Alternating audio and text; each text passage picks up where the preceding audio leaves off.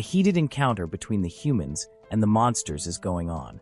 This armored guy on the front is easily dealing with as many monsters as he can while the rest are taking care of his leftovers. Everyone is impressed with how amazing Miyamoto is, and it's becoming harder to keep count of their monster score. Just then, this mohawk picks up a huge boulder heavier than the responsibility of bringing Rome back to its glory. He throws it at the monsters and crushes them like she crushed your feelings. Everyone praises Onizuka while he's totally drunk on this newly acquired skill called God of Augurs. Then this girl in the back calls for everyone's attention and uses her own skill to heal the injured. The monster is saying some cuss words in his own language, whereas this guy uses his skill to pull the monster closer and barely defeat him. Just by taking down one monster, this guy is as tired as the programmer searching for that one misplaced comma and 200 lines of code. Out of all the people we have been introduced to, this black-haired guy happens to be our protagonist, unfortunately. He looks at the monster bodies laid in front of him and wonders how long this is going to continue. He's not the only one with this thought. Everyone except for Miyamoto and Onizuka is getting tired, whereas these two are in their own league. Onizuka suggests leading these little NPC monsters to the weakling behind Soki, and Miyamoto can go directly for the bigger fish. Miyamoto can't deny how weak these monsters are, but he reminds Onizuka that there's an order for everything. Onizuka then yells at others for walking slowly, as they are barely keeping up with these two beasts. Means then reads the room and decides to suggest Miyamoto take a break, as everyone has been fighting ever since they arrived here. She thinks that taking a short break would maximize their efficiency in the next battle. The way Means then asks if it would be fine is so irresistible and cute that not only Miyamoto agrees, but everyone cheers up. Our protagonist, who might be weak right now, but at least he's a human and not some goblin or a vending machine, sits down and takes out his drink to satisfy his thirst. He looks around and thinks about how it's been a while since they were summoned in this world. A few hours ago, our protagonist was just a normal high school student, a random loner who didn't even get that main protagonist seat in the last row by the window. The bell rang and he picked up his bag, so he could head home right away and did into the new game he bought recently. However, he suddenly heard some weird noises. Just then, the floor started to tear up and bright light emerged out of it. That day, they were wrapped by that light. Before they could understand what was going on, it was already too late. The light unwrapped them, and the whole class found themselves summoned to another world. Our protagonist was scared as hell, and judging by his expressions, he seemed to have that redo of healer expression. Then this uncle with a crown announced with great pleasure that the summoning was successful and welcomed the heroes. The students called out the old man for summoning them, without their permission, and asked him to let them go back right now. They tried to use their phones, but nothing worked. The old man quietly waited for an opportunity to speak, as these idiots were continuously yapping. The opportunity is then handed over to him by Miyamoto, who tells everyone to calm down. Like civilized people, he asks everyone to shut the hell up, so he can talk to the old man on everyone's behalf. He then politely began the questioning. Meanwhile, our protagonist can't help but be amazed at how easily the Student Council President Miyamoto can help everyone regain their composure with just a few words. He realized that Miyamoto is the true embodiment of charm. Afterward, they learned a lot about this world. They were summoned here because the empire was endangered by different kinds of races and cultures. Finally, they realized why they were referred to as heroes. A system window appeared in front of every student with their skills and level on display. We finally get to see the name of our protagonist, Nakatani Yudo, who's still on level 1 and has a special ability called Absorption. Everyone who was summoned into this world has received a special ability, but Yudo's ability seems blamed. Apparently, he's just a sponge or something like that with a lame absorption ability. Just then, a guard barely escaped getting errandattered by Miyamoto's fierce slash. The old man commended Miyamoto, while the girls gathered around him to show us that this bro is a big deal. The abilities varied from person to person, and Miyamoto apparently got the heroic fortress ability. Yudo looked around only to find out that he had the worst ability among everyone. The other abilities can be classified into magic, martial arts, and recuperation techniques that strengthen the body. No wonder they were referred to as heroes. While everyone tried to use their abilities for the first time, Yudo was only able to pull this small rock towards him. He can only pull things towards him, not women things. Everyone looked down at Yudo, and their eyes said enough about how Yudo is lame in this world as well. Yudo could read their eyes, so he clenched his fist and motivated himself that there might be some good use for this ability. Just then Onizuka made the stupid mistake of defeating a random monster that appeared out of nowhere. This knight called him out as he warned everyone that stimulating a single monster would track more. He wanted this only to be done when everyone was focused. Onizuka politely heard the argument and told him to shut up and don't ever talk to him like that again. The knight repeated that it was Onizuka's fault in the first place. But Onizuka responded that he only does what he wants to do. The knight then focused on the bigger issue that was heading their way. He informed all heroes to get ready as the monsters might arrive anytime now. Just as he finished the announcement, Yudo saw a herd of monsters heading their way. The heroes took their battle stance, and the fight began. Miyamoto took charge and slashed 3 monsters with a single hit to assure everyone that they could handle it and that there was nothing to fear. He asked everyone to follow him, and the students decided to follow the lead of this cheap copy of Commander Erwin Smith.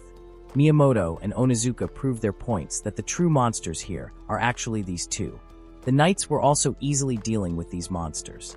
The only one who seemed to fall behind was our protagonist, Yudo. He knew that he was not like others, but he wanted to try his best. Back to the present, Yudo is taken out of the flashback by this monster who jumps at him from behind to finish our protagonist with a sneak attack. Yudo barely blocks the attack with his dagger and gets pushed back. He then gets ready to face the monster, but his luck runs out as the dagger shatters. Unfortunately, the monster has no sense of fair play. He charges at Yudo, who's crying like a little girl and panicking as if he's your favorite character, and the author is Jade. Thankfully, a classmate of his chops the monster into a million pieces with her sword and saves Yudo. He then feels the fear in his chest and gets a harsh reality check that he's not cut out for this. He does not have a strong power to deal with this stuff. However, Yudo doesn't get the time to be depressed as he sees another monster charging towards Minace, who is busy healing an injured classmate.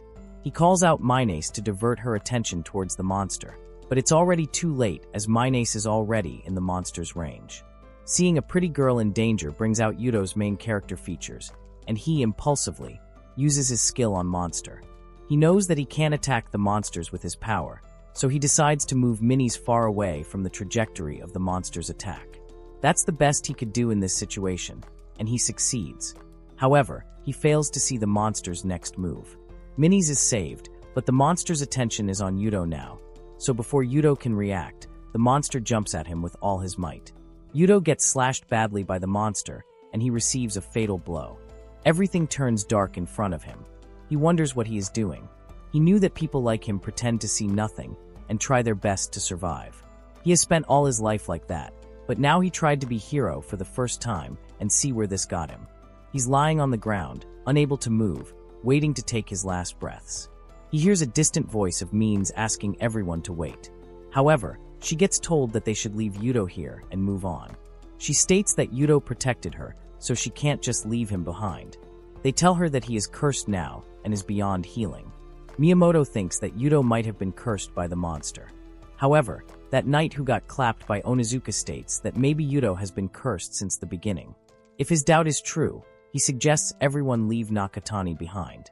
Miyamoto tells Minace that he understands her feelings, but since the wound cannot be healed, they should leave him behind as they can't stay here forever. Everyone seems to agree with Miyamoto and how they should leave Yudo behind. Minish reminds them that Yudo is their friend and they should talk like this about him. However, she gets interrupted by Onizuka, who feels insulted by being associated with a weakling like Yudo.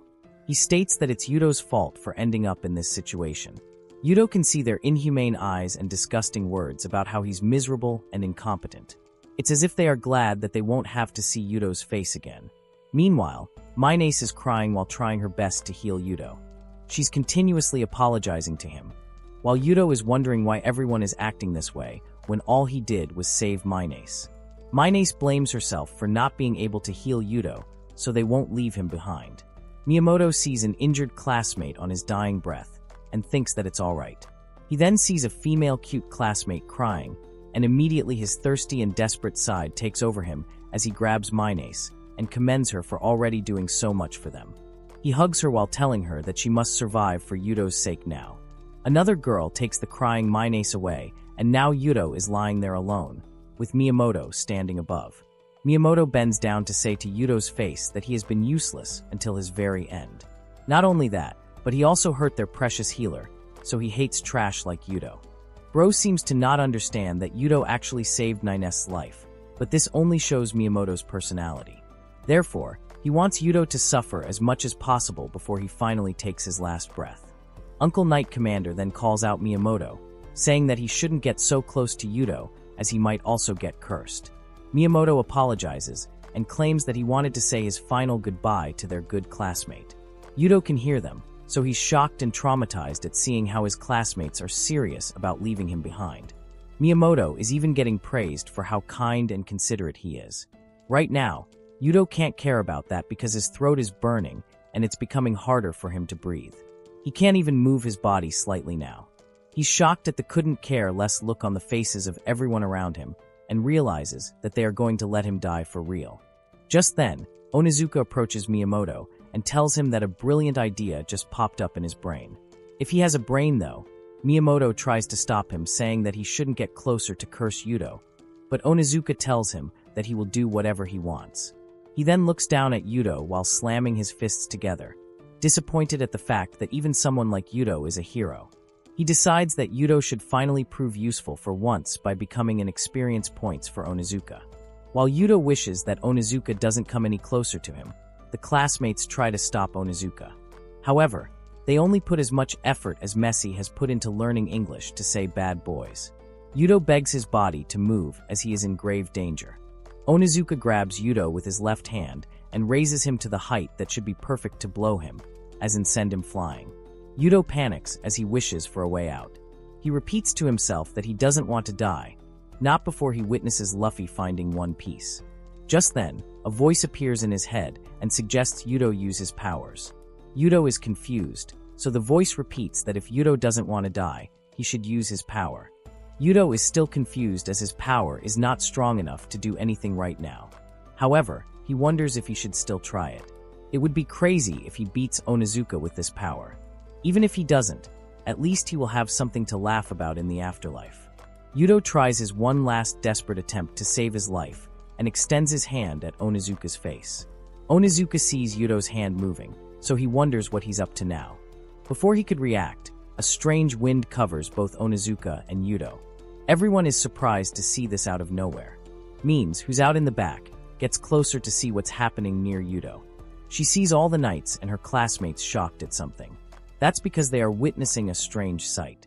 Onizuka is at his knees while Yudo is standing there as if nothing happened.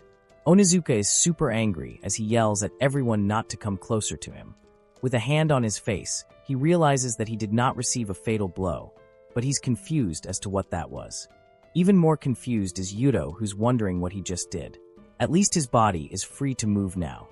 He doesn't have time to look for answers because this guy with the Guinness World Record for the worst haircut is charging at him with all his might while saying that Yudo's life has no value, so he should become his experience points now.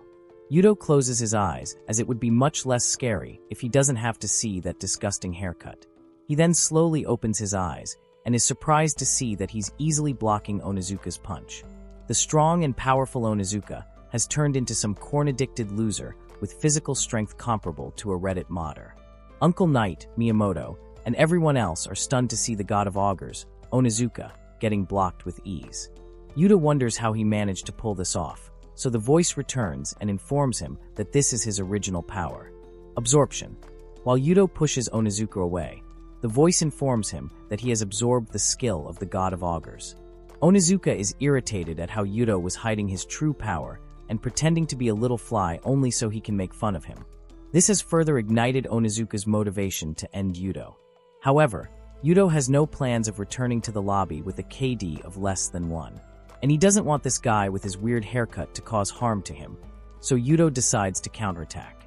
Yudo takes a step behind, dodges Onizuka's attempt and grabs him. He then slams Onizuka into the wall while telling him to shut up. Getting beaten up by someone like Yudo has caused a tremendous fall in Onizuka's aura points. Uncle Knight then acts cool by laughing and praising Yudo for being so powerful. He didn't expect Yudo to have a power that could rival Onizuka, but now that he has seen it, he couldn't praise Yudo enough. Yudo then hears an invitation from the voice calling him somewhere. So Yudo takes his balls out of Uncle Knight's mouth and reminds him that it's creepy how he's trying to get on his good side after he was going to leave him to die. Yudo is tired of getting his boots licked by Uncle Knight, so he starts walking away.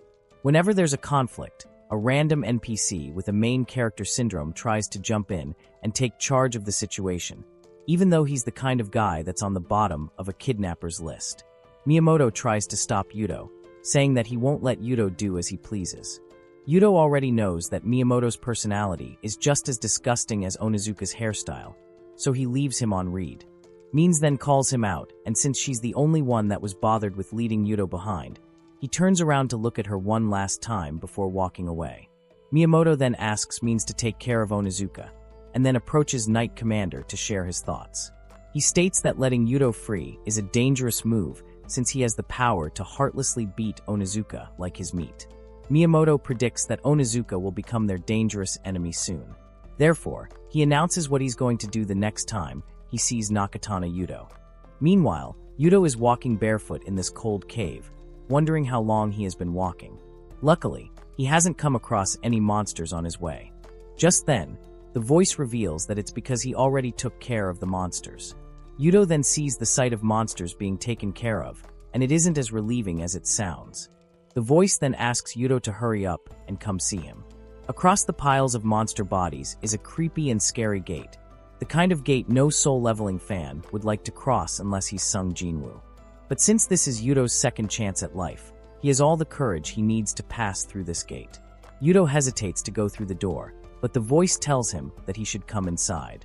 The door has already been unlocked, so all Yudo needs to do is pull it.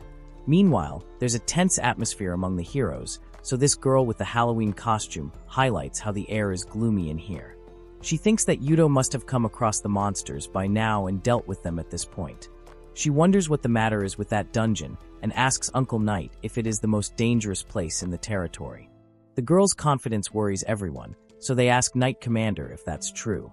He reveals that the dungeon where Yudo went is indeed classified as the forbidden area of special grade. He asks Akane Suddy, the girl with the questionable costume, about how she knew that the dungeon was dangerous. Akane refuses to answer. At this point, we are introduced to Akane's special ability, Observation. This ability allows her to know the purpose behind thoughts and hidden intentions. Akane then approaches Menace and tells her that she doesn't need to worry about Yudo. She reminds Menace that she already did what she could for Yudo, but since he wasn't ready to listen to anyone, she shouldn't think about him. Miyamoto gets triggered at hearing this and yells at how Yudo, without any authorization, decided to selfishly leave. This is the first time Miyamoto's words were ignored, so he's super frustrated, to the point where he looks constipated. Akane then states her thoughts that everyone should be free to do whatever they want. Miyamoto gets angry at Akane, and when he turns his head to give her a creepy death stare, he notices the barrier that is forming between him and the other heroes. While Miyamoto panics, he hears a loud noise from behind. Onizuka is punching the wall and cursing himself for not being powerful enough to defeat Yudo. He yells about how he will surely take his revenge the next time he sees Yudo. By the way, you could tell Means is an excellent healer as she healed Onizuka's hairstyle as well. Other heroes talk about how Onizuka is acting like a spoiled baby. Some of the heroes even think that Yudo might be stronger than Miyamoto. Means looks back at the dungeon and hopes that Yudo is still alive. Kane notices and giggles as she states that it would be funny if Yudo is still alive in this dungeon that looks like it must have a demon king in there. Back to our rough and tough protagonist. Yudo is slowly pulling the door while wondering what he might find inside. As he enters through the door, he sees a long passage leading to the other end of this great hall. Yudo wonders where he is right now, as this seems more like a castle than a dungeon. While thinking about how this place is cold and stinky, Yudo feels the chills. He's a bit scared, but is not going to show the fear on his face. Just then, the voice tells him not to be afraid and to get close to him. The voice isn't coming from his head now. It's coming from the other end of these stairs. He remembers how everyone other than Minace has already given up on him, and he doesn't have a place to go back to. Therefore, he begins his hiking journey on these stairs that are equivalent to One Piece's episodes. Yudo realizes that all he can do right now is go forward. He finally reaches the top and sees the person whose voice he has been hearing. Surprisingly, That person is a girl, not just a girl in her birthday suit. She greets Yuto, saying that she has been waiting for him. She is glad to finally meet her one and only hope. Yuto immediately covers his eyes, apologizing and saying that he didn't see anything. The girl has no idea why he's apologizing, so she continues saying that it took a lot of time for her hope to finally appear. She reveals that she knows Yuto is from another world. It was disgraceful how Yuto was betrayed by his comrades in an unknown world. She tells Yuto that she's sorry that he went through all that. Yuto then thanks her for saving his life. She tells him that she only gave him a little push, and that the one to rescue Yuto was Yuto himself. He still thanks her, saying that he wouldn't be here if not for her, but the girl assures him that his HP won't drain to zero because of how powerful his ability is. She then gets straight to the point and asks Yuto if he would like to join her. Yuto asks her what she means by that, so the girl reveals her ulterior motive. She tells him that she needs his help for revenge against the Empire. Yuto is shocked to hear that she's actually asking him to revolt. The girl states that this Scent Empire named Valencia is the place where Yuto was summoned and the empire that abandoned Yuto and tried to take his life as her enemy, and she has to destroy this empire. Yuto is still trying to absorb this new information. She asks Yuto if he doesn't feel hatred towards the empire. Yuto looks back at everything he went through in the first chapter and realizes that denying his hatred towards the empire and heroes would be a plain lie. A bigger lie than "Nah, I'd win." That being said, the girl states that this hatred makes them both comrades. She then reveals her name, that she's Nelia. For some reason, Nelia has something poking out of her chest. A singular thing, not plural. Yuto tells his name to her, so Nelia replies that it's a lovely name and that she will remember it. Yuto has a million questions in his mind, such as who this Melia girl is, or why she wants the revenge, and what this place is. Before he could ask, Melia herself reveals that she's a demon. Yuto's flabbers are gassed at hearing this, and he panics as the sudden urge to take revenge for his auntly rises in him. However, he then realizes that he's not Tanjiro, so he asks what she means by that. Melia elaborates that she's the daughter of the Demon King, the one who used to be the king of this land. She informs Yuto that this place used to be the real capital of the demons for more than hundreds of years. There was a city here where the moon and stars shined beautifully. The name of this capital was Lunaria, which was a paradise created by her father for the demons. Even different races of demons helped each other and lived together in this peaceful city without any conflicts. Her father used to say that the Lannisters always pay their debts. Her father used to say that everything is for the peace of demons. A beautiful city that all races can be proud of. However, their beautiful paradise was destroyed in one night. Her father immediately rushed to the balcony to see what was happening. The sight he saw that day was awful. A worse sight than Bokum no Pico. The Valencia Empire attacked them and did everything they desired. They destroyed their paradise in one night. However, their barbarism didn't stop at the capital. They took the surviving demons as slaves, and each slave met a tragic end. Eventually, the truth was revealed. However, Valencia twisted the truth and told the world that the demons were savages and cannibals. As the saying goes, the winners decide the story of the war. Valencia told whatever heroic story they wanted to. Melia then adds that demons are a subrace like beastmen and fairies, so it isn't in their nature to attack humans. On the contrary, most of the demons were kind to humans, but the humans took advantage of them. She then tells him about herself, that her power is sealed, and she's trapped in this place. She finds it funny that she still wishes to create another Lunaria in this place. Her wish is to revive Lunaria so the demons can feel peace again. For that, she intends to gather the demon brothers and sisters. She knows that Yuto must be thinking that she's lying. She would obviously defend demons since she is one herself. However, Yuto interrupts her and claims that he believes her. He wholeheartedly believes her, just like he believes that Eren did nothing wrong. That's because she saved him. She's more trustworthy than the Empire, who is okay with leaving him behind. He wants to believe in the words of his savior. He extends his hand towards Melia, saying that he will help her. After all, he doesn't have a place to stay or anything, so Melia will be his guide and he will be her comrade. He then remembers that Melia is trapped, so she can't shake his hand. He then asks what they need to do first now that he has agreed to help her. Melia decides to reveal their plan to him first. She tells him that they need to gain enough power to defeat the Empire. It would require resistance and allies. Yuto asks Melia if she has any friends, so Melia gives a relatable response, saying no. She has been trapped here for 400 years, so it was kind of hard for her to make friends. She tells him that they need to break the seal curse engraved on her that can only be released by someone with a powerful dispelling ability. Yudo has just remembered that Melia is still in her birthday suit, so he covers his eyes like a good gentleman. Melia then states that she wants Yudo to gain the ability and power of the daughter of the Demon King. Yudo wonders how he can acquire it, so they both state the answer in sync: absorption. However, Melia reveals that Yudo still doesn't have enough strength to manage her skill, which is why she wants him to get stronger. Suddenly, Yudo feels the ground shaking. He turns around and sees a large group of monsters. Melia states that the monsters have woken up at the perfect time. She tells Yudo that in the dungeon, the monsters appear frequently, so this is kind of the new wave of enemies. She repeats that Yudo has a powerful ability that allows him to take others' powers, so she wants him to take her power. He's confused as he doesn't know what would happen to her after that.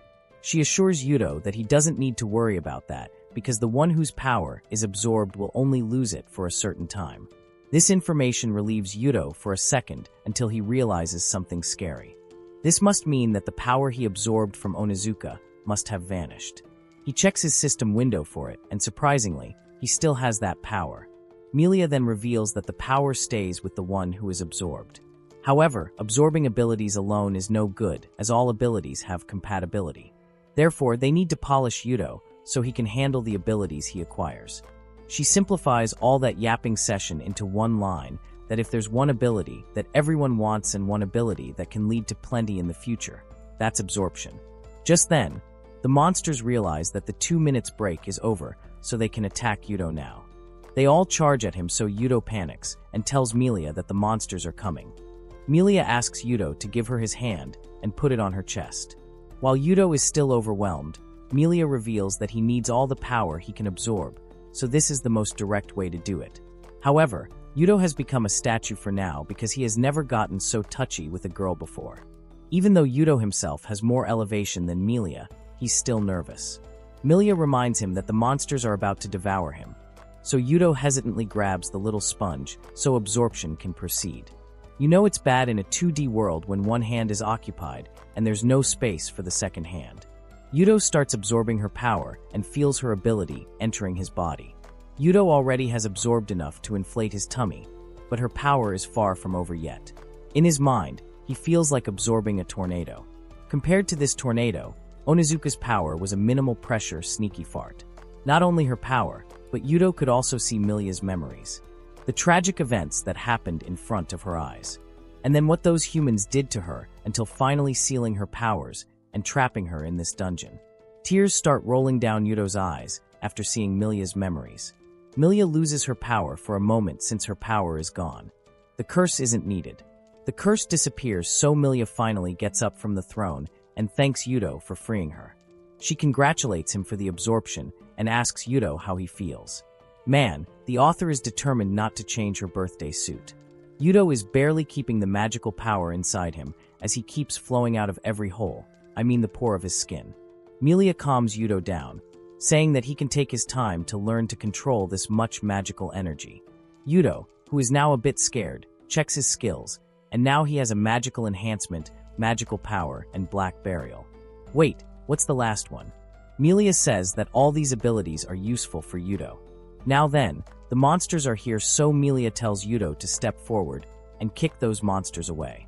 Yudo tells her that he still can't control the magical energy, so Melia grabs his hand and then hugs him while saying that she is with him. Yudo, you lucky beach. Us guys are simple. One hug and a line of support, and Yudo is ready to deal with not just these monsters, but even Godzilla can join now. Yudo steps forward and gets ready to deal with all these monsters while Melia says that one magical word to him, Tataka. While Yudo is destroying the monsters like Jeej destroys your favorite characters, Melia tells him how he's a special one. The one who doesn't have to worry as long as he has this ability. He can have as many abilities as he wants. He can have everything in this world in the palm of his hand. Little by little, Yudo is getting a hang of his newly acquired abilities. The Black Burial allows him to manipulate shadows, whereas he can make up for the lack of muscle strength with God of Ogre's strength. He mixes the two and crushes the monster to absorb its ability. Melia smiles as Yudo is finally understanding how to use different abilities together. Yudo finally deals with the last monster and then drops to the ground after this tiresome fight. Melia praises him as there's no sign of any remaining monsters now. She then asks Yudo to show her his new refreshed ability window. Yudo has acquired Flash, Hard Claw, Thunderbolt, and Gale. Yudo tells her that he tried to absorb as many as possible, while Melia is glad that Yudo's magic power is able to control these abilities without any problem. She then explains to Yudo about the 4 new abilities. Hardclaw fires powerful blades that can split the sky and scrap the ground, just like Sukuna, who forgot about it since the high-end era and then used it to split Gojo. The Flash illuminates even the depths of an abyss. It might even light up the dark future that awaits you. Meanwhile, Lightning unleashes unstoppable lightning. Finally, Gale is like a tornado that can act as both a spear or a shield, depending on how Yudo uses it. Melia reveals that all these abilities are on par with the God of Ogre's ability. Yudo is surprised to hear that he has acquired abilities equal to 4 on Izuka. She then hugs Yudo and suggests continuing like this so they can get strong soon and destroy the Empire. She tells him that he still needs more abilities, so he doesn't feel contented just yet. However, the hug gave Yudo a literal shock, and he's reminded that this beach still isn't wearing anything. He hesitantly asks Melia if she would kindly put something over now. Melia wonders why Yudo is asking her something that has nothing to do with this situation, so Yudo tells her that he doesn't know where to look. He then politely warns her that she might catch a cold, so Melia finally decides to put something on. She draws a circle above her head and suddenly, a black cylinder encloses her. Melia is finally in some clothes. She apologizes as she realizes that it is wrong not to wear anything. 400 years of prison has dulled her senses. She proudly asks Yudo if these clothes are good enough. Yudo wants to tell her how there's so much fabric, yet the purpose of that fabric isn't fulfilled. However, he decides to just thank her and get it over with. She then starts walking away while telling Yudo that monsters won't be appearing here anymore. Yudo reminds her that exit is the other way. However, Melia states that they aren't heading towards that exit. As they are walking together, Melia explains that the dungeon has multiple entry and exit points. If they exit through the same point Yudo entered, they will find themselves in the middle of the Empire. That's why they need to use a different route. Among those, she finds this one the most convenient. Yudo asks how this one is the most convenient, so Melia points towards that scorpion-like monster and reveals that this route has the most powerful monsters. More than the ones Yudo fought earlier, Yudo understands that she wants him to absorb strong abilities. The monster notices them and charges straight at them. Melia warns Yudo about the incoming attack, so Yudo takes his battle stance. He evades the attack by jumping upwards using the Gale ability. He's impressed with the convenience of Gale. He then uses a Thunderbolt to take down the monster. Yudo is now curious about what kind of ability he will absorb from this scorpion. He's starting to enjoy this stuff. Just then, Melia calls out Yudo to remain on guard. The scorpion penetrates the ground with its tail, and it emerges right below Yudo. He barely blocks the attack, but the impact was enough to push him back.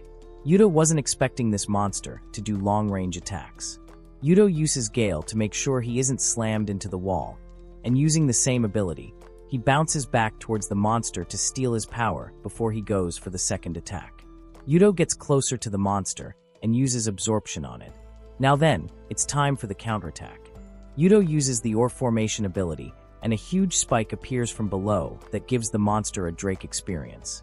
Yudo then acknowledges that this monster is indeed stronger than the ones before.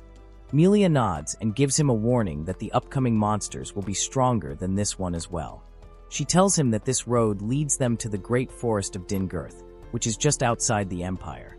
Yudo asks more about the forest, so Melia reveals that it's a forest where demons used to hunt. She shares how her father loved hunting, so he built this secret passage for the royal family to hunt. Melia giggles while saying that it was tough for her father when this secret was found out by her mother. Suddenly, the worst memory of the hunted king pops up in her mind as she remembers how brutal her father was Aaron Yavard. She stops talking and continues to walk. Yudo tries to comfort her, but Melia tells him not to worry as she's tired of tears for the fast. They are already making their move for revenge on the Empire, so she's sure that it will help her mother and father to rest in peace. Yudo stays silent as he feels bad for Melia. He wants to tell her that resentment consumes the heart. Yudo was summoned to this world by the selfishness of the Empire. He was scared of death and almost had a Frenchie with death. He was abandoned by the Empire and his worthless, pathetic classmates. That's what lit a fire in his heart. He doesn't want to think about it anymore. He has to get powerful, more powerful than all of time combined. If not, they would surely hunt him down. After fighting lots and lots of monsters, Yudo has reached level 196 with so many abilities on his system window now. He hasn't become familiar with all these abilities yet, as he needs more time and practice. However, Emilia praises Yudo for working so hard. Yudo tells her that he's only doing his best, and he also failed to absorb some of his abilities. Before he can complete his sentence, he faints and drops to the ground. Yudo has always lived pretending that he doesn't see anything wrong happening. It's easy that way, he could interfere, but that wouldn't change anything. Hypocrisy won't change anything. No matter how frustrating it might be for him, he always pretended that he didn't care to justify his weakness. However, there are people who call out those who do wrong. One of them is Min's, as even when Yudo ignored those bullies kicking that innocent student, she stepped up. Yudo wakes up from this dream and finds himself in the lap of Melia. She says good morning to him, while Yudo still feels a bit numb. He looks around towards the left, because it's dangerous at his right side, and sees a strange barrier. Melee reveals that this is a protective barrel made by the Black Funeral. The weak monsters around this barrier won't be enough to defeat Yudo, so Melee assures him that there's nothing to worry about. Yudo apologizes for fainting, as he hasn't been able to sleep since he came to this dungeon. Melee tells him that he doesn't need to apologize. Also, he still cannot fully control the magic conversion ability. Once he does, he won't require any sleep. Yudo is surprised to hear that he wouldn't even need something as basic as sleep. Melia confirms that it is true as long as he doesn't run out of mana. Yudo thinks back to how he used to play games all night and would get scolded by Sensei for sleeping in class. He wishes that he had this ability in the other world. Melia gets up and explains that magic conversion makes the magic return to his body. She further explains that the magic power supplements the energy needed to keep him awake and satisfied. Yudo finally understands how it works, and he could not be more amazed. Yudo reminds himself that absorption increases the abilities, but it wouldn't make sense if he doesn't understand the proper use. Just then, he hears Melia frowning over something. He walks up to her and asks what she means by no. Melia tells him that the bridge that was supposed to be on this route is gone. Yudo checks the hanging ropes and realizes that seeing how rotten it is, the bridge must be broken for a long time. Melia wonders what they should do as they are so close to the exit. Yudo wonders the same, as well as they aren't dumb enough to go to the bottom without seeing what it has. Melia has decided what to do. She grabs Yudo and jumps off the cliff. Yudo is taken by surprise, and by the time he sees what's happening, they are already flying. While hugging him tightly, Melia explains that it's the only way they can cross without a bridge. Yudo commends her, as this way is definitely faster than walking through a bridge. Yudo is lying on the ground asking Melia to at least warn him before doing such a thing the next time. Melia, who's comfortably sitting on her soft landing, sarcastically replies that Yudo didn't panic as much as she expected. Poor guy really thought that his days were up. He then looks around and sees a pile of bones. While Yudo is still panicking at seeing so many bones together, Melia thinks that for some reason it would make him feel better to hear that these are all human bones. Yudo did not need this information. He then calms himself and asks what this place is. Melia looks around, and after analyzing the destroyed weapons, blood stains on the floor, and the footprints, she concludes that this must have happened after the war. Also, she notices something strange about that armor. The guy whose bones are still standing up with the support of his sword is wearing the armor that belongs to the Empire. Yudo asks her if she's sure about that. Melia claims that she will never forget the armor worn by people who destroyed her paradise. Yudo gets worried because these bones might belong to his classmates. He's not worried about all of them, but Manet's. However, Melia continues that these bones have been here for more than 100 years. The deterioration of the ornaments and the blood indicates that they have been here for a long, long time. She points to a skull, saying that it's too clean for a recent fight. So maybe the skin wasn't peeled, but it just melted. Suddenly, the ground starts shaking again, and Melia giggles, as if she was expecting something like this. Before Yudo could say that they shouldn't stay there, a dragon appears in front of them. With a smile on her face, Melia states that they ended up falling into the nest of a dragon. Melia is proud of her decision to jump. Melia then gives Yudo a brief tips and tricks session. She warns him that the skull dragons are on a completely different level than the monsters Yudo fought earlier. However, that means that there's a high probability of Yudo getting a very powerful ability from him. Yudo thanks her for the warning, as he thought this extremely dangerous dragon, with a roar strong enough to give him chills, was just a cute puppy. Melia tells him not to worry as Yudo is still far stronger than him. Yudo looks above at the dragon heading his way, while thinking about Milia's words that he's still strong enough to defeat him. However, the huge size and powerful aura of this dragon is making him doubt himself. As the monster gets closer, Yudo realizes that it's impossible for him to defeat this dragon, this true monster. He gets terrified to the point where he might start leaking. Just then, he remembers how bravely Minays dealt with those bullies.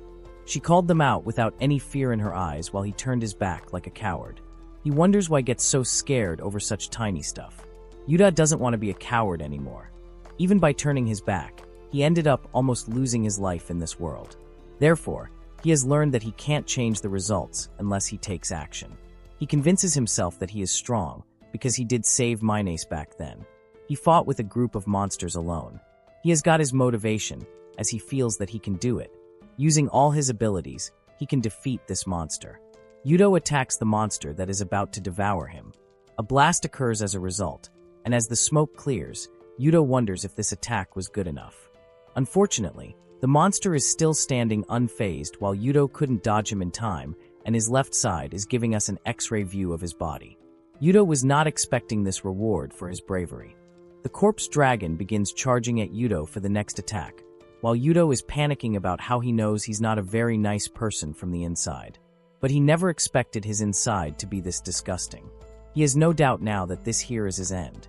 The dragon attacks Yudo again, slamming him into the ground and saving time to bury him later. Melia is watching this fight with an unbothered look as she expected Yudo to face this much difficulty.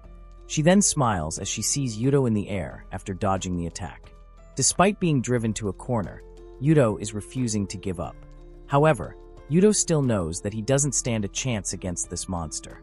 His legs are shaking with the pain as he barely stays on feet. Watching the dragon right on top of him, preparing to launch a Kamehameha from his mouth. Yudo is hurting and Yudo is scared. The dragon launches the Kamehameha and shatters everything that comes in contact. This should be enough to take down Yudo. However, as the smoke clears, Yudo is still standing on his feet as he blocks the attack using Black Funeral. Yudo is hurting, Yudo is scared, but Yudo is not ready to die in a place like this. He uses Black Funeral to stop the bleeding and numbs the pain with Sensorial Block. He attacks the monster with Thunderbolt, followed by Burning Flame, followed by Ice Crystal. He knows that he cannot fight for long in this condition, so he needs to think of something effective. A deadly wound that could take this monster down. However, Yudo is shocked to see the dragon completely unfazed and scratchless after all his attacks. Melia is still watching from the sidelines as she explains to us that the skull dragon is also known as the immortal dragon because of its immortality characteristic. It is a type of forbidden class creature that regenerates itself with an enormous amount of magical power. Melia knows that this is the type of forbidden creature that cannot be defeated by a knight of the Empire, but she has high hopes for Yudo. The dragon tries again with a Kamehameha, but Yudo makes a clay doll to take the impact. Melia is impressed with Yudo's improvisation. Before you guys start thinking about other uses of clay doll, we move on to the next panel where Yudo uses or formation an explosive mix to attack the monster. Yudo is now attacking the monster first, and then while it is still regenerating, Yudo uses that window to land another hit. He gets closer to the dragon and decides to take his ability once and for all. He uses absorption at the monster and then immediately pushes himself away before the dragon attacks him. Yudo still can't let his guard down. He then checks his abilities to see if it was a success or not. Yudo has gained the erosive flame, so he smiles as it's time to give this dragon a taste of his own medicine. He launches the Kamehameha on the dragon, and even though it hits the monster directly, Yudo knows that he still needs more. Yudo decides to launch another Kamehameha, and then another, and another. Yudo is determined to get the monster weak in his knees tomorrow with all these shots. He isn't stopping, not before he's sure that the monster is no more. He is ready to give his all. The monster is screaming in pain, but Bro is refusing to take his last breath. Finally, the monster is defeated, so Melia congratulates Yudo for actually defeating the monster. With this victory, he has now gained the ability of immortality. Suddenly, Yudo, who was spitting blood, starts to heal.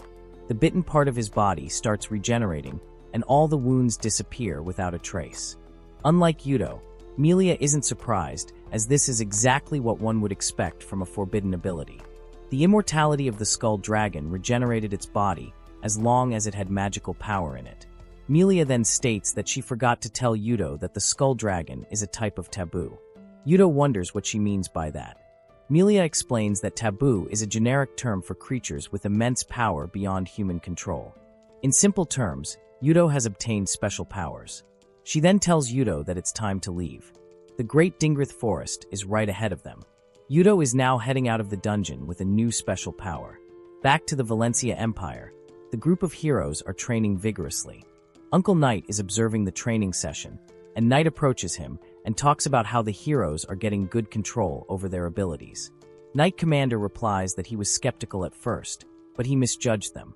They are not as trash as the England football team. Miyamoto is getting really good with the explosive bullet ability. He can now destroy big boulders with a single hit. Everyone stops for a second to hop on Miyamoto's stick and praise him. Miyamoto has made a giant hole in that rock, and judging by the remarks, these male classmates want Miyamoto to do the same to them.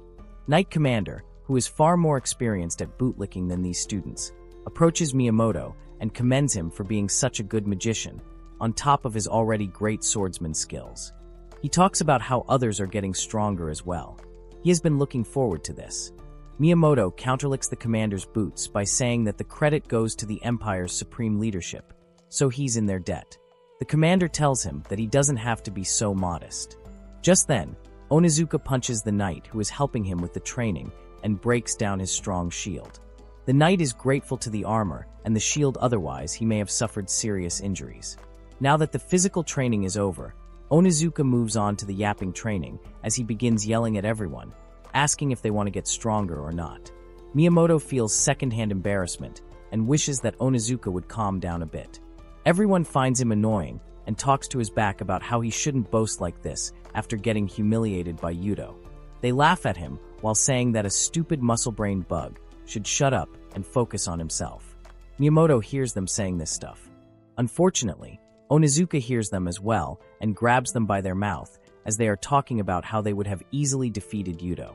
Onizuka raises them in the air and asks them to repeat their words.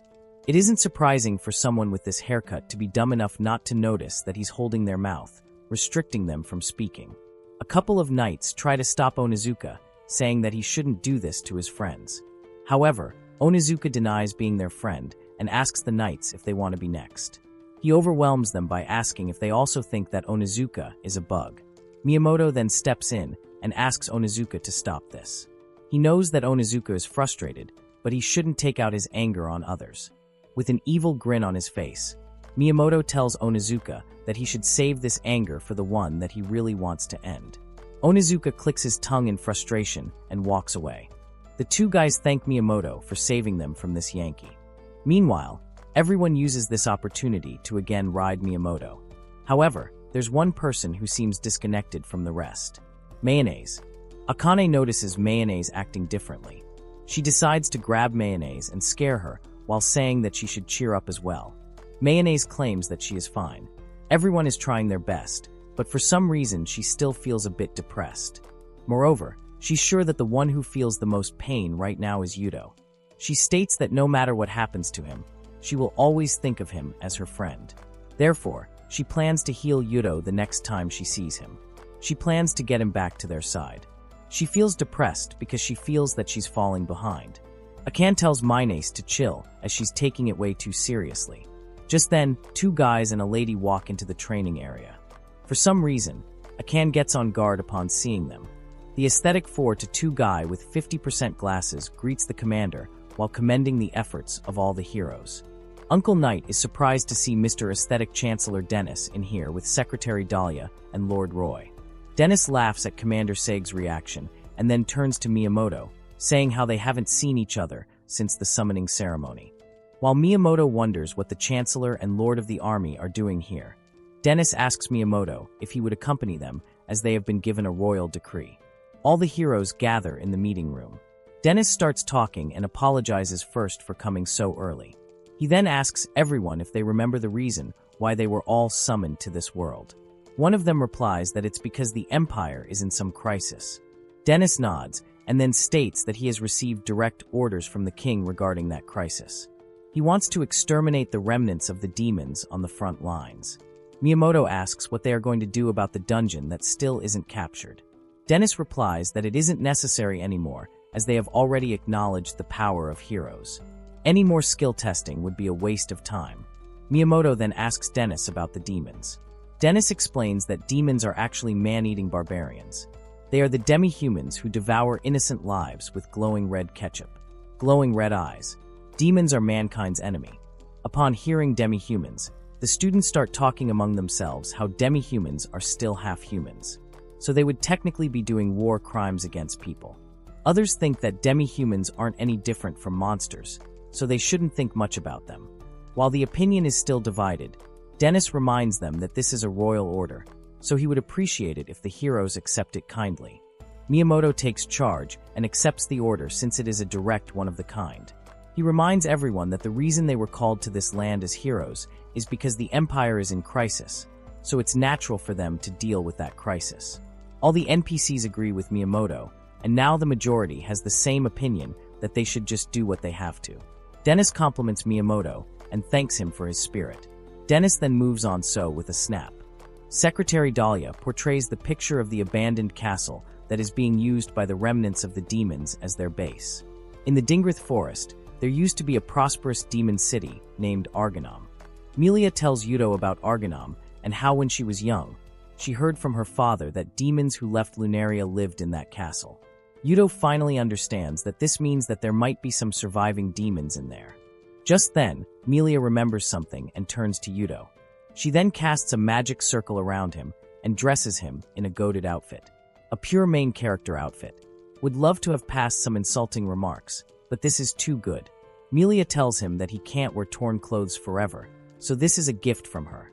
He thanks Melia when she says that Yuto is into appearances after all, when in truth, her appearance back then was just too much for a virgin guy.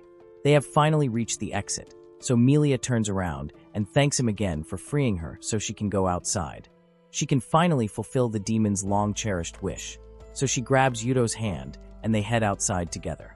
Both the heroes and Yuta are heading beyond the great forest of Dingrith to the demon city Argonam. Melia asked her father about this castle when she was young, and her father told her that this castle is inhabited by demons who left Lunaria. As Yuto and Melia are walking towards the castle, they hope that there are still some survivors of demons in that castle.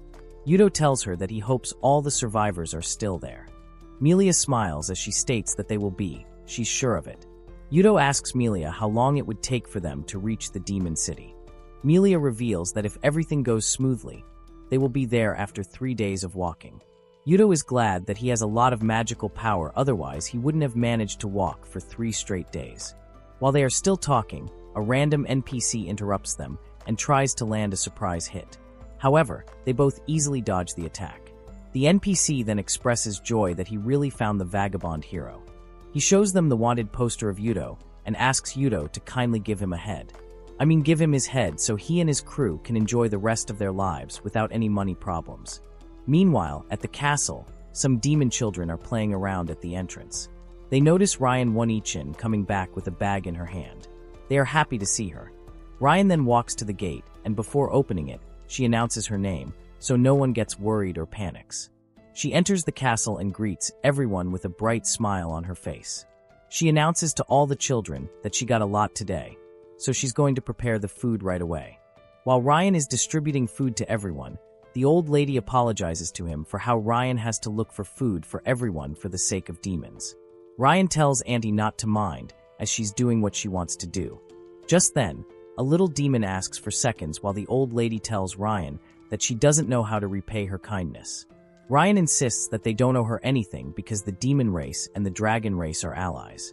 The old lady talks about how after the tragedy, the Empire's hand reached out to the demon city immediately. These demons barely survived, and they can only live secretly in the abandoned castle. They can't go out in the forest, nor do they have any strength left. So she can't thank Ryan enough. Ryan states that demons treated her well when she was a child, so she knows that demons are not a race that hurts others. She promises to help them until the day the world understands that demons are actually kind. Just then, a little boy calls Ryan. Everyone's attention turns to that little boy as he hesitantly tells Ryan that someday he will become strong enough to be able to protect Ryan. So when he grows up, he promises to take care of her. Ryan pats his head as the little boy argues him. Valencia has shaken heads with Paradise. The little boy has just pitched up in heaven. Ryan tells him that she will wait for the day when he becomes a strong and splendid adult. While the children ask Ryan to play with them, the old lady is surprised that the dragon race still honors the alliance. Just then, Ryan hears someone at the door. It's time for Mr. Right to be back. So Ryan greets him and tells him that the food is still warm. However, the door opens and just the head of Mr. Right falls inside the castle. Everyone panics at the dreadful sight of Mr. Right's head, followed by some armed men. Miyamoto opens the door and asks if all of them are demons. The heroes enter through the door as Miyamoto tells everyone to silence the monsters that pose a threat to the Empire. He announces that they should exterminate each and every one of the demons in here. Ryan panics as the heroes start cutting unarmed innocent demons hiding peacefully. She tries to stop them, but the chaos spreads as everyone starts running around, yelling that the Empire has found them. The heroes are disappointed that 3 of these barbaric maniacs are already finished off with such ease. They start making bets on who gets a higher kill count. While Ryan is traumatized at the sight of the boy's body, who just promised to grow up and take care of her. She looks at his innocent, lifeless face while listening to these monsters talking about how they will get a double digit today. Ryan is infuriated as she charges straight at Miyamoto to finish off the one in charge first. However, Miyamoto easily blocks the attack with his sword and notices the horns on Ryan's head. Realizing that she's not a demon, Miyamoto announces that non-demons are not their target, so they shouldn't be harmed. Ryan is enraged as she wants the Empire to fork itself. She asks why they are doing this. She asks why the Empire is after the innocent lives. Miyamoto tells her that cannibal barbarians aren't innocent, and that being alive is a sin in itself. Ryan doesn't understand what he means by this, but she doesn't have time to clarify because that one hero is about to end those children. The black-haired girl tells this crazy girl that she shouldn't go after children. But this crazy lady from the streets replies that she's going for the easy targets because she's smart. While she gets ready to swing her sword, she mocks the other girl, saying that it is because she's an idiot that she doesn't have a boyfriend. Just as the sword approaches the children, Ryan blocks the attack. She doesn't block it by stopping the sword. She takes the better approach and cuts off this crazy lady's arm altogether. No arm, no sword. She then hugs the children to calm them down while the crazy girl is feeling 1% of the pain she deserves. Miyamoto approaches the girl and sees how she's losing a lot of blood. He tries to calm her down by saying that Menace will heal her right away. Ryan is not happy that they even got a healer in their group. Miyamoto then approaches Ryan and says that this act of Ryan will be considered an act of rebellion against the Imperial Army. He's irritated at how the monsters keep hurting humans to feel better. He announces that as a hero, he's going to show Ryan the consequences of her actions. Ryan is further agitated at how these barbarians call themselves heroes when they are the true monsters. Miyamoto's smile seems to acknowledge the fact that they are the real monsters. Meanwhile, Yuto is tired of all these bandits continuously trying to take them down. He asks Melia what's the deal with them. Just then, 2 more bandits interrupt them. Yuto is getting bored of these weaklings now. This half-pants, half-shorts bandit thinks that Yuto looks strong for the 2 of them, but the bald bandit in the toilet pose tells him that this is the perfect moment for them. They will have all the rewards for just the 2 of them.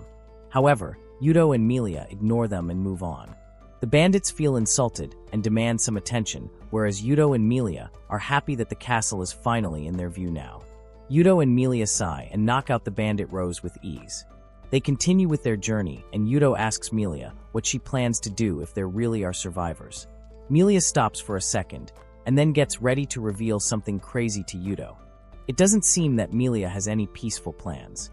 Melia congratulates Yuto as the journey is finally over, and they have arrived at the demon city of Arganim. She asks Yudo to speed up, saying that there might be people who are starving at this moment. As a member of the royal family, she can't overlook this. Yudo smiles as he sees how excited Milia is. They both rush to the castle, hoping to see some survivors. However, they hear some strange noises, so without wasting any second, they run towards the castle. Meanwhile, Ryan is heavily injured right now, while all the demon children are standing behind her. Despite being so injured, Ryan refuses to let these heroes claim any other innocent life. Not until she's alive. Miyamoto states that they all are a bunch of monsters that harm people. It's on him to take revenge for all the lost lives, the pain and the sorrow, so he announces that he will destroy them all with his sword. Ryan uses all her remaining strength to get up while calling him out for saying such idiotic things and making lame excuses. While Miyamoto prepares to land a multiple sure-hit attack to take out everyone with a single hit. Ryan charges at Miyamoto to attack him before he does, while saying that the ones who are playing with innocent lives are the Empire. Miyamoto uses his right hand to launch an explosive bullet at Ryan, while making sure his left hand remains up. Ryan is pushed back as she barely avoids the magic attack, while Miyamoto claims that he won't claim their lives for his selfish desires. The attack is ready as he claims that he will bury them all for the sake of justice. In their final moments, helpless Ryan hugs the children as there's nothing she can do now. With a creepy smile on his creepy face, Miyamoto tells him to die and launches the attack that took him so much time to prepare. One could have watched all episodes of One Piece during this time. Twice. He hits Ryan directly, and a blast occurs. Miyamoto keeps smiling, but as the smoke clears, his smile starts fading. That's because his trump card, his strongest attack, was easily blocked by this Nakatani Yudo in an all-black suit. Everyone gets stunned for a minute. Yudo is the last person they expected to see here. Miyamoto seems to have lost his senses, as if his family has seen all those wild comments he has been writing from his fake Instagram account. The only one happy to see Yudo is Minace. However, a thunder passes through Minace out of nowhere. Not thunder, but its own Izuka, who is more excited to see Yudo than Minace. He charges Yudo with his Superman punch, while saying that he's so happy that Yudo survived the dungeon. Now he can rightfully claim Yudo's life with his own hands and wash away the humiliation stain. Before Onizuka reaches Yudo, he uses Black Burial on his and slams him down like an annoying mosquito. The whole hall goes silent as everyone is trying to make sense of what just happened. Yudo breaks the silence and asks the heroes if they are responsible for these bodies lying around. After seeing what happened to Onizuka, no one dares to reply. After a long pause, Miyamoto asks Yudo why it concerns him, since these demons are manning monsters and they are here to exterminate them. He tries to overwhelm Yudo by warning him not to get in his way. Ryan tries to deny Miyamoto's slander. Ryan tries to interrupt this guy, but like the own goals in this Euro, Miyamoto is unstoppable. He mocks Yudo for thinking that this is the demon's original world. He mocks him for being one of the guys that feel sorry for bears and stuff. As always, Miyamoto says a sentence and Miyamoto glazing begins. He's the Bellingham of this story. He states that leaving wildlife like these demons would only increase the danger, so he calls Yudo a hypocrite for not seeing the reality. He points his sword towards Yudo and states that he's a dangerous person, so he will have to crush Yudo himself. Minace tries to stop Miyamoto, reminding him that Yudo is their classmate. She's so happy that Yudo is alive and they finally meet him, so Miyamoto shouldn't try to fight him now. However, Minace is stopped by a Khan who tells her that it should be fine. And regardless of that, Miyamoto isn't someone who would care about such things. Min sees the excited look on Akane's face, as if she knows something and wants to see what happens, so she silences herself. Yudo remains unbothered by a small fry like Miyamoto. Just then, Miyamoto charges at Yudo and tries to slash him with his sword. However, Yudo easily blocks the attack. Miyamoto tells Yudo not to get carried away just because he has beaten Monozuka. This time, he's going to make sure that a disease like Yudo is taken care of for good. As Miyamoto shows off his sword skills, the Miyamoto glazing begins again as his classmates cannot miss the opportunity to hop inside Miyamoto's undies. They talk about how Miyamoto's technique gets better each time they see it. They feel bad for Yudo because they don't want to go against Miyamoto ever. Miyamoto then uses an explosive bullet at Yudo, but Yudo uses the same stance for his counter. A blast occurs, but as the smoke clears, Yudo is still standing on Fei eyes. Miyamoto asks Yuto why he's still taking a defensive stance and calls him a miserable guy.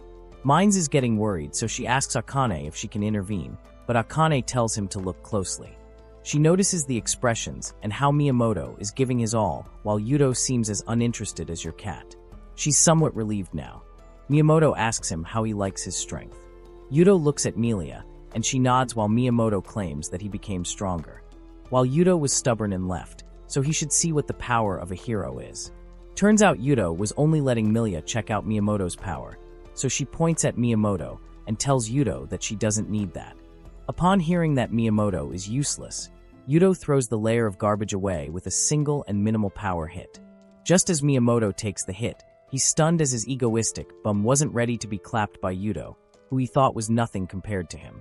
The egoistic Miyamoto, who always thinks that he's above others, is literally above others right now as he sees the demons and everyone below him while flying to the other side. Yuto then hits the overpowered MC mode after taking down the strongest hero. Now that Miyamoto is down, everyone starts retreating and running away. The brave heroes of the Empire start running away as soon as someone capable of fighting appears in front of them. People who can carry their supplies and injured should stay while the others should run as fast as possible. Yuto tries to chase them, but Milia stops him. She points at some of the heroes, including Minace, that have piqued her interest. She tells him to go after them because these guys have skills that are worthy of absorbing. Yuto walks up behind the Four Eyes girl and absorbs her skill. The heroes panic and start running away from Yuto. He then heads towards Yuto, who is healing the arm of that crazy bun girl. Unlike others, Akane and Minace didn't run away from him. Instead, Minace tells him with a smile that she just needs another minute to cure her, and then she will talk to him to catch up.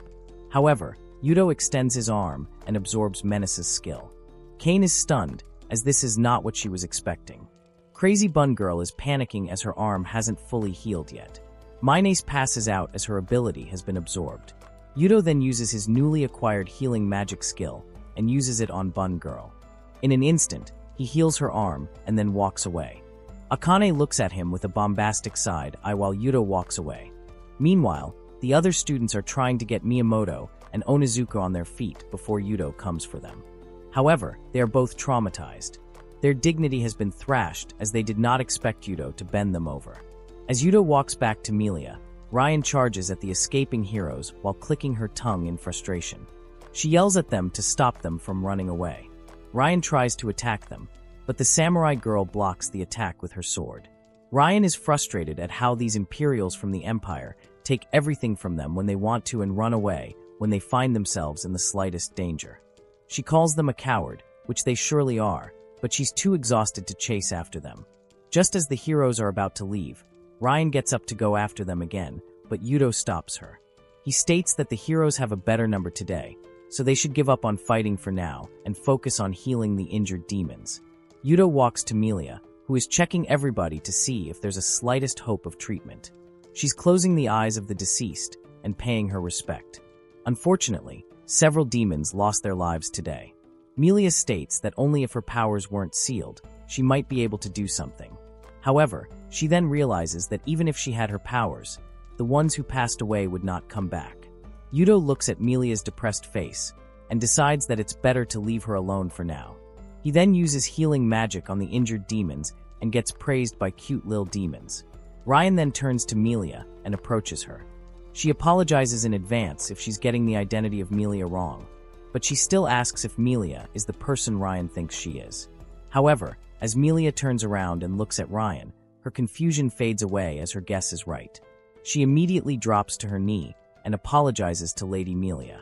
Everyone's attention is diverted to Ryan as Ryan regrets not being able to protect everyone. She starts crying as she blames herself for not stopping humans from claiming those innocent lives. However, Milia walks up to Ryan and grabs her hand to raise her up. Milia smiles as she mentions how Ryan is still a crybaby. However seen, Ryan has made Milia conscious about her body because she feels that she didn't grow at all compared to Ryan. Milia then hugs Ryan and tells her that she did a great job. Also, she's glad that Ryan is here because she's not alone now. She thanks Ryan for doing so much for the demons. The two of them cry at this reunion after 400 long years, while Yuto looks at them and realizes that he did choose the right side after all. Yudo, Ryan, Nelia, and the remaining survivors do a proper burial to the deceased. Many demons are mourning over the tragedy as they have lost their loved ones. Just then, Nelia raises her hand and tells all the graves to take a good rest. She walks closer to the grave that this boy is sitting by and states that they will take care of their regrets and carry their will now. She then asks Ryan if she can have a private talk with her. Ryan looks at the demons and then follows Melia and Yudo. While walking, Melia asks her about everything that took place after Melia was trapped. Just as the girls are about to gossip, Yudo interrupts them because he knows how long of a yapping session are these girly gossip. He asks Melia about the relationship she has with this girl with a horn. Melia realizes that she hasn't introduced them yet, so she tells him that this pretty girl who should not be your enemy is Ryan. Yudo then waits, but Melia has finished the introduction already. Yudo is confused because this intro was just as short as the list of girls interested in you. Negligible basically. Ryan has more social awareness than this pocket-sized princess, so she reveals that Melia and she are childhood friends. Melia then adds that the dragon race and demon race used to be allies once upon a time. Ryan shares that despite having a small population, the demon king Melf offered protection to them. The dragon race was targeted by many species because they didn't have enough numbers to retaliate or enough numbers to form an alliance with anyone. To protect each other from foreign enemies, they would move from one place to another. They would get attacked almost every single day. Even Ryan got so close to death, but she was luckily saved. Their strength ran out by living a life like this every day. But her father would try his best to keep Ryan's hope alive, so she remains patient. Soon after, a giant dragon approached them. The guy sitting on the dragon was King Melfs, who recognized the dragon race and saved them. He looked at them with kind eyes and offered them a place in his country. Melia was also with him at that time. The demons welcomed them with open arms. Not only that, but King Melfs gave this land to the head of the dragon tribe, Ryan's father. Her father ruled over this demon city, and both sides joined hands aiming for a world of peace. Ryan and Melia became friends as they were both rulers' children. Yudo can see why they are so close now. However, the royal capital fell soon after, and this time, the demons had to rely on the dragon race. This demon city temporarily became a refuge for the royal capital, but the Empire's hands started reaching this city as well. At that time, Ryan didn't have the strength to fight because of their small age, so the best she could do was run away amidst the confusion. She only returned to this land recently. Yudo asks where she stayed all this time, so Melia reveals that Ryan was in a dormant state. Yudo asks for more explanation, so Amelia reveals that it is like a long hibernation.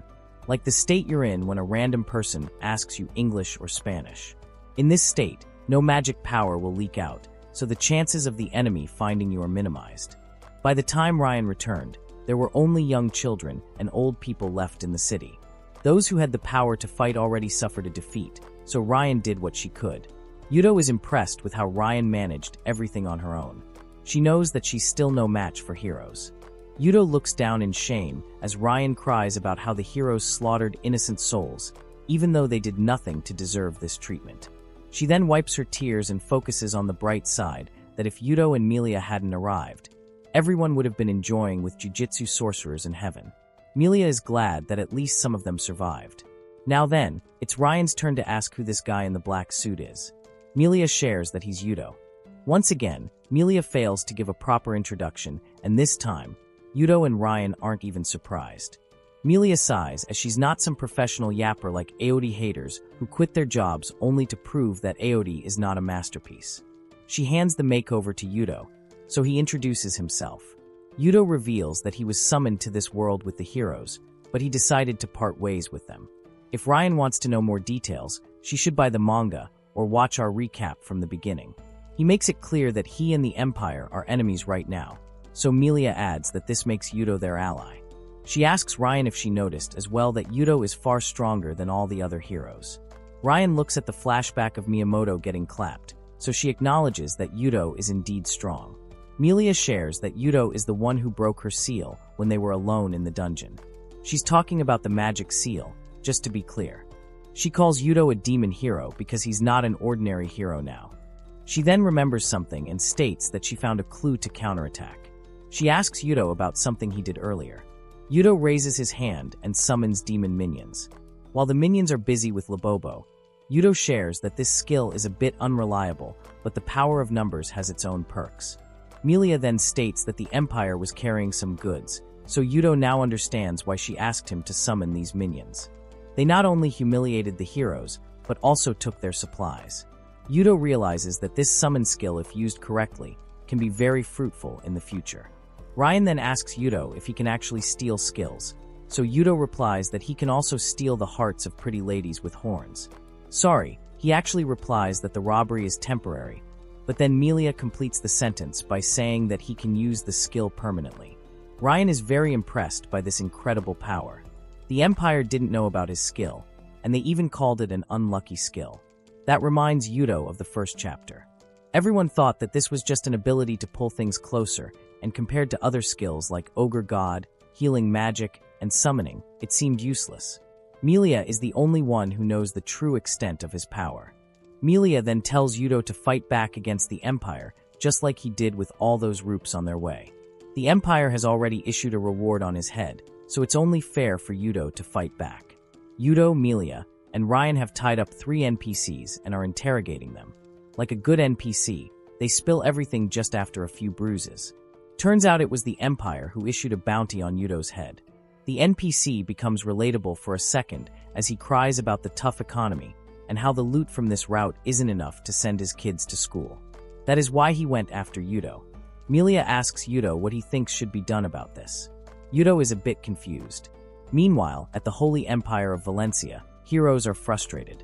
Everyone, including Miyamoto, is a bit frustrated and confused after the beating they just received. In the same castle, a party is going on in the other room. Wait, that's not a party, it's the treatment room where heroes who got their skills absorbed are lying down. Onizuka is also there, all covered in bandages, but since he's not Dazai, even with all those bandages, he looks like a loser. Just then, Akane sees the crazy girl outside the treatment room, so she asks her what she's doing there. She replies that her arm doesn't hurt at all. It's like it was never cut off. She thought it was a dream, but she still wasn't able to come to terms with what actually happened. She asks Akane, while panicking about what will happen to them now. She doesn't want to feel that agonizing pain again, which is ironic since she was about to inflict the same pain on innocent demons.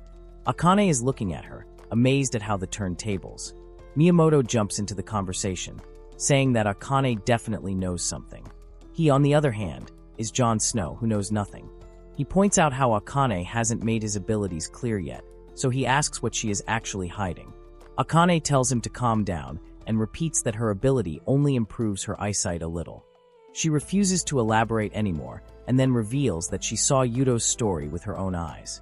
She walks to Miyamoto and asks him if he remembers what Yudo's ability is. Miyamoto shares that it was simply pulling stuff, an ability that is more useless than Pythagoras' theorem in real life. Akane reveals that the Yudo she saw had a long list of skills. Not as long as a list of One Piece episodes, but still long. Everyone is shocked to hear this, and also confused since Yudo is only supposed to have one lane skill. However, Akane assures them that what she saw was the truth. That is her ability to be able to see what others can't see. However, even she doesn't know about stuff that she can't see, such as the happy future of Eren and Mikasa. Miyamoto clicks his tongue and goes to the second stage of mental illness, which is denial. He was first shocked, but now he thinks that Yudo has some cowardly skill, however. Akin corrects him that it's not cowardly. Meanwhile, Minace has regained consciousness, but still hasn't fully healed, so she's using the wall to help her walk. Even a wall has a better game than us. She gets close to the hall, and hears some classmates talking about whether it's really necessary to fight Yudo. Yudo has sided with demons, which makes him their enemy. But they are wondering if demons really are a threat to them, as they haven't seen any demons eat humans. They wonder what the Empire wants from them. Behind Minace is a mustache guy who also hears the doubts rising in heroes' minds. Minace then enters the hall, and Akane is really happy to see her all good. She asks Minace if she's alright now, and that she shouldn't push herself. The guys then notice that lame mustache guy behind her. The type of mustache your barber gives you after Turkey got eliminated by the Netherlands. The guy walks into the hall and mocks everyone there by saying how incredible it is to see all the heroes worn out like a single guy's second pillow. He laughs at how their heroic strength and skills didn't come in handy. Miyamoto gets super angry, so with that constipated expression on his face, he asks this Noodles mustache guy about his identity. The guy turns around and shares that he would also like Miyamoto and others to know about the nobles of this country that the heroes are indebted to. He shares that his name is Malcolm Salisford, the finance minister and the next head of the Salisford family. Miyamoto asks what business does the finance minister has with them. So Malcolm states that he's here to lend his wisdom to everyone who ran away from the remnants of demons. After all, he claims that despite this kind of mustache, he's not some dumb guy who let his comrade join the other side. Miyamoto asks what Malcolm is implying. So Malcolm states that the heroes would have been in a lot worse condition right now because the other court nobles didn't expect heroes to come out of the dungeon alive. However, he's the one who took care of it. He puts his hand on Miyamoto's shoulder and reminds him that he can't let everything end like this. Not after Yudo formed a stick of Miyamoto's hero skill and made him jump on it. Miyamoto turns to him with rage in his eyes, the type of rage when one feels after putting all your force into it, yet losing to constipation. Malcolm laughs as Miyamoto is not as scary as he thinks he is. However, he states that it still isn't too late to learn proper use of their powers. For that, he offers to teach them various things about the demons in Yudo. He will tell them everything, including the secret to having hair from down there on his face, because information is power. He is already prepared to eradicate those demons because that's how strong his connections are. His side chick shows the wanted poster that he issued for Yudo with a handsome bounty with coconut for his head. So if Miyamoto wants revenge, he should get strong quickly. Otherwise, someone else might beat him to getting clapped by Yudo again. Just then, the door of the hall is destroyed by someone. Turns out it's just the crazy dog Onizuka, who wasn't leashed or tied to a pole. He calls out Malcolm and asks for the whereabouts of Yudo. He's still hung up on him like a toxic ex. At this point, Onizuka can't deny that he likes getting destroyed by Yudo. He grabs Malcolm's royal collars and asks where Yudo is right now and everything he knows about him. Malcolm pulls a King Baldwin move to order his guard to push this dog away. Malcolm then asks him to calm down and orders Onizuka to shut up like a good dog if he wants to know about Yudo. He doesn't understand what the big deal is, so Onizuka yells at him, saying that he needs his revenge. So Malcolm should tell him all about the tricks Yudo used to defeat him. Miyamoto thinks the same, stating that someone as cowardly as Yudo should not have that kind of power. Malcolm reveals that the power of a demon king is indeed terrifying, but they shouldn't forget that the Empire did defeat the Demon King 400 years ago. His Salisford family has been keeping track of events since then, so he knows everything about what happened, which means he knows how to defeat someone as strong as the Demon King. At the Salisford mansion, Malcolm welcomes everyone and begins the round table conference. Everyone is sitting like a normal person should, except Onizuka, because his bum is still hurting after that incident with Yudo. He then begins to share about the power of the Demon King. First of all, he wants to talk about the dungeon they visited. Although the Empire calls it an Imperial Underground Labyrinth, the true name of that dungeon is the Dungeon of the Demon King. It was once a city ruled by that demon kind. That place is filled with resentment of the demons and the girl's magical power. He's talking about Melia. That magical power is the reason why monsters keep popping up. The heroes were sent there to test their strength. Miyamoto asks if he's talking about the girl with Yudo, so Malcolm shares that she's the daughter of that Demon King. She was sealed in the deepest part of that dungeon, and he wished that the Empire would have just ended her life. The heroes think the same, as she is now more dangerous than ever along with Yudo. However, Onizuka isn't too worried because after all, she's still a child. Not too big of a deal for him. Malcolm reminds him that he did lose to her just a while ago, so he shouldn't act so arrogant.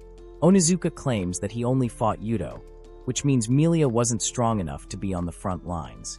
Malcolm states that Melia was unsealed by Yudo's power, so he's sure that Onizuka wouldn't stand a chance against either of them at his current level. Akane seems to be thinking about something. The time when she looked at Yudo when he walked away after healing that crazy girl. Her eyes met with Melia's eyes, and she saw something very strange. Minace notices the frustration on Akane's face. Malcolm continues the yapping session by saying that humans are really powerless creatures. Really weak compared to the demons and the dragons, so they made several weapons for the survival of mankind. One of these weapons is summoning heroes. 400 years ago, the hero who single-handedly destroyed the demons had an unconventional power. He had all the 30 abilities of these heroes in himself. His name was Ri, the real thing. Malcolm adds that when a man acquires true power, his attack will destroy the enemy forces with a single blow. Miyamoto realizes that he just caught a stray. He asks Malcolm if he's calling him weak. Malcolm sugarcoats his words by saying that Miyamoto is not weak. He's the strongest chicken of all time. He's disappointed because the heroes right now are below the level of Malcolm's private army.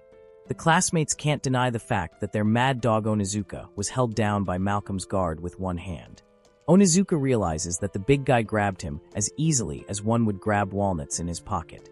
So he starts yelling about how he doesn't care about the Demon King.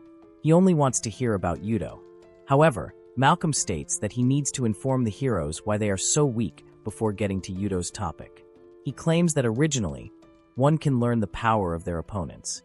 Hero Ri was summoned to this world with extraordinary power, and the heroic strength Miyamoto has was just one of the basic skills that Ri possessed. Miyamoto is making that top 10 shocking moments face.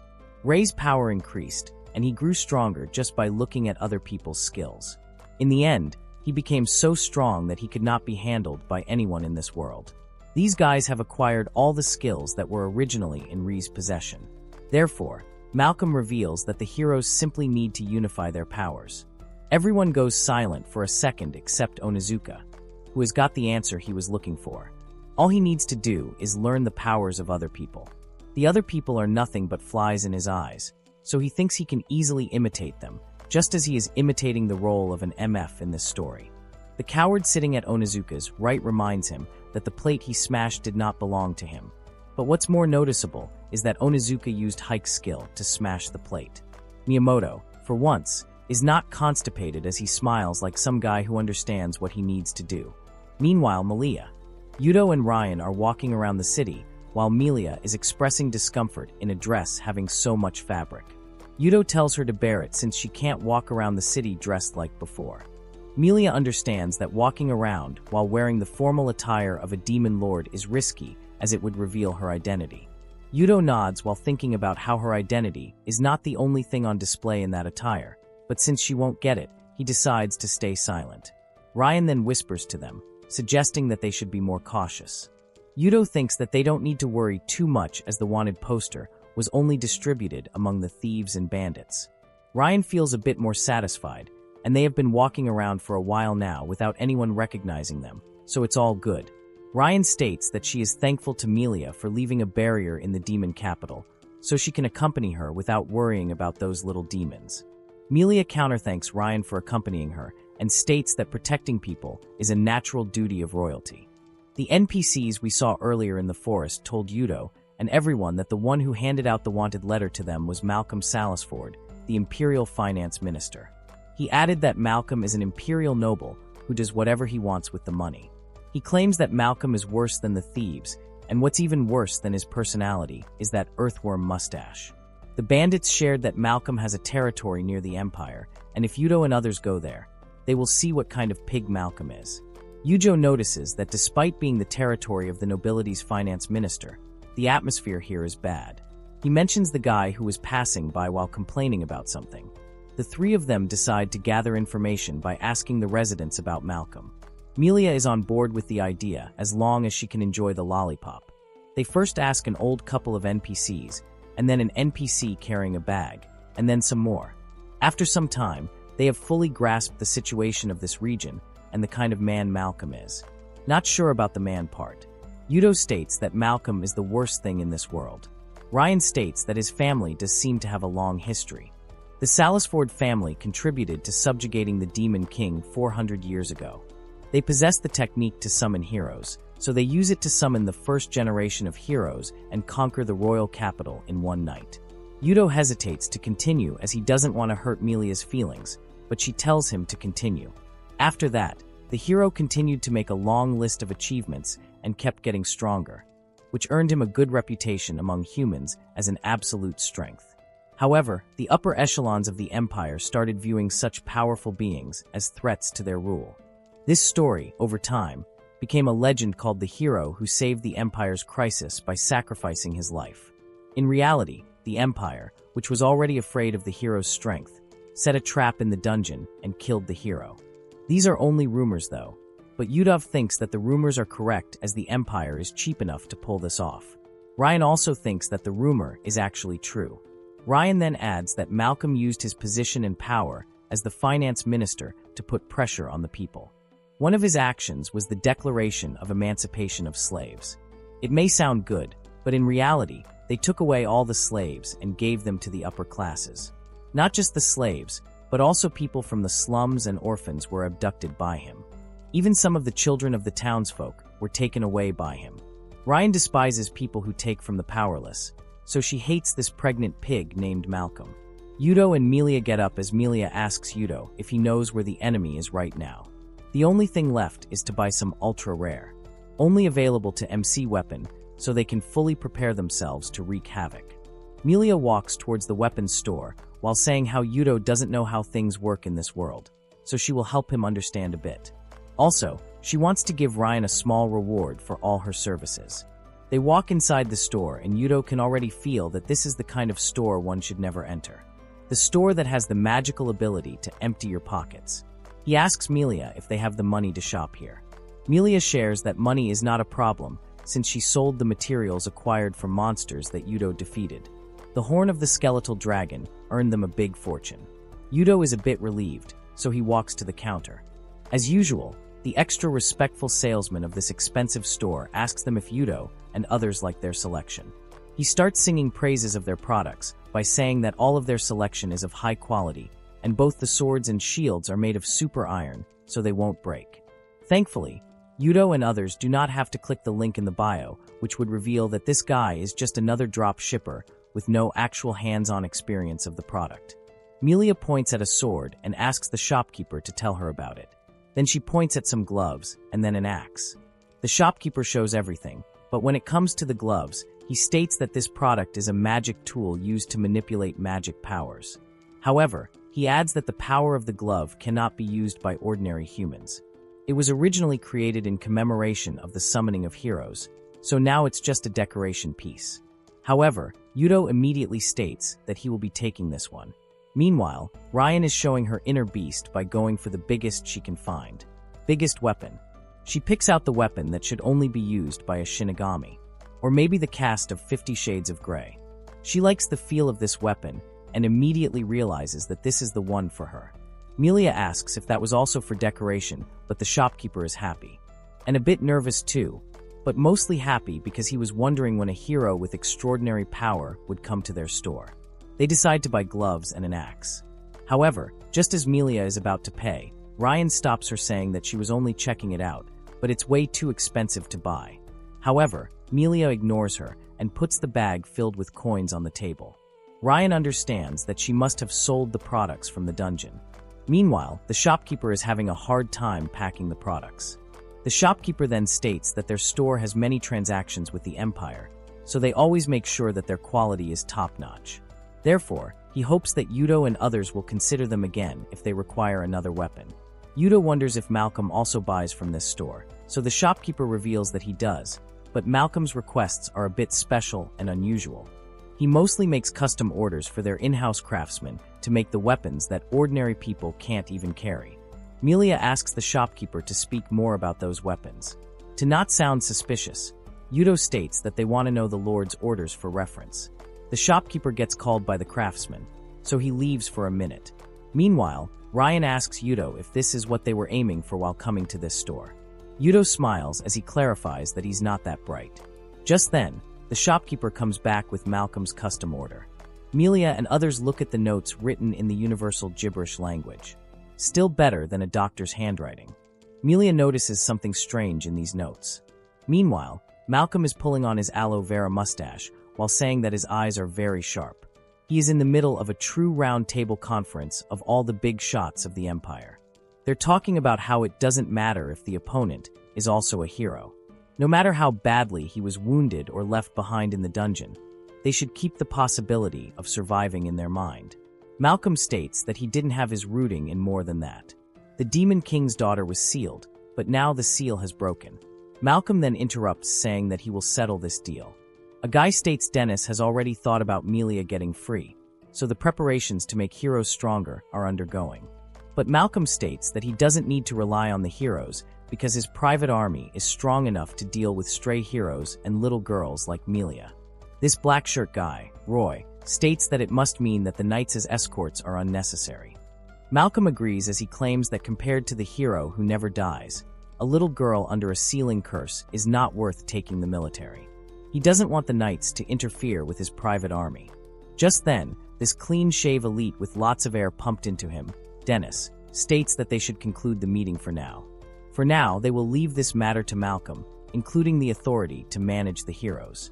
Malcolm is glad to hear this verdict as he looks at Roy and rubs it in his face, saying that he should leave this matter to the guy with the ugliest mustache.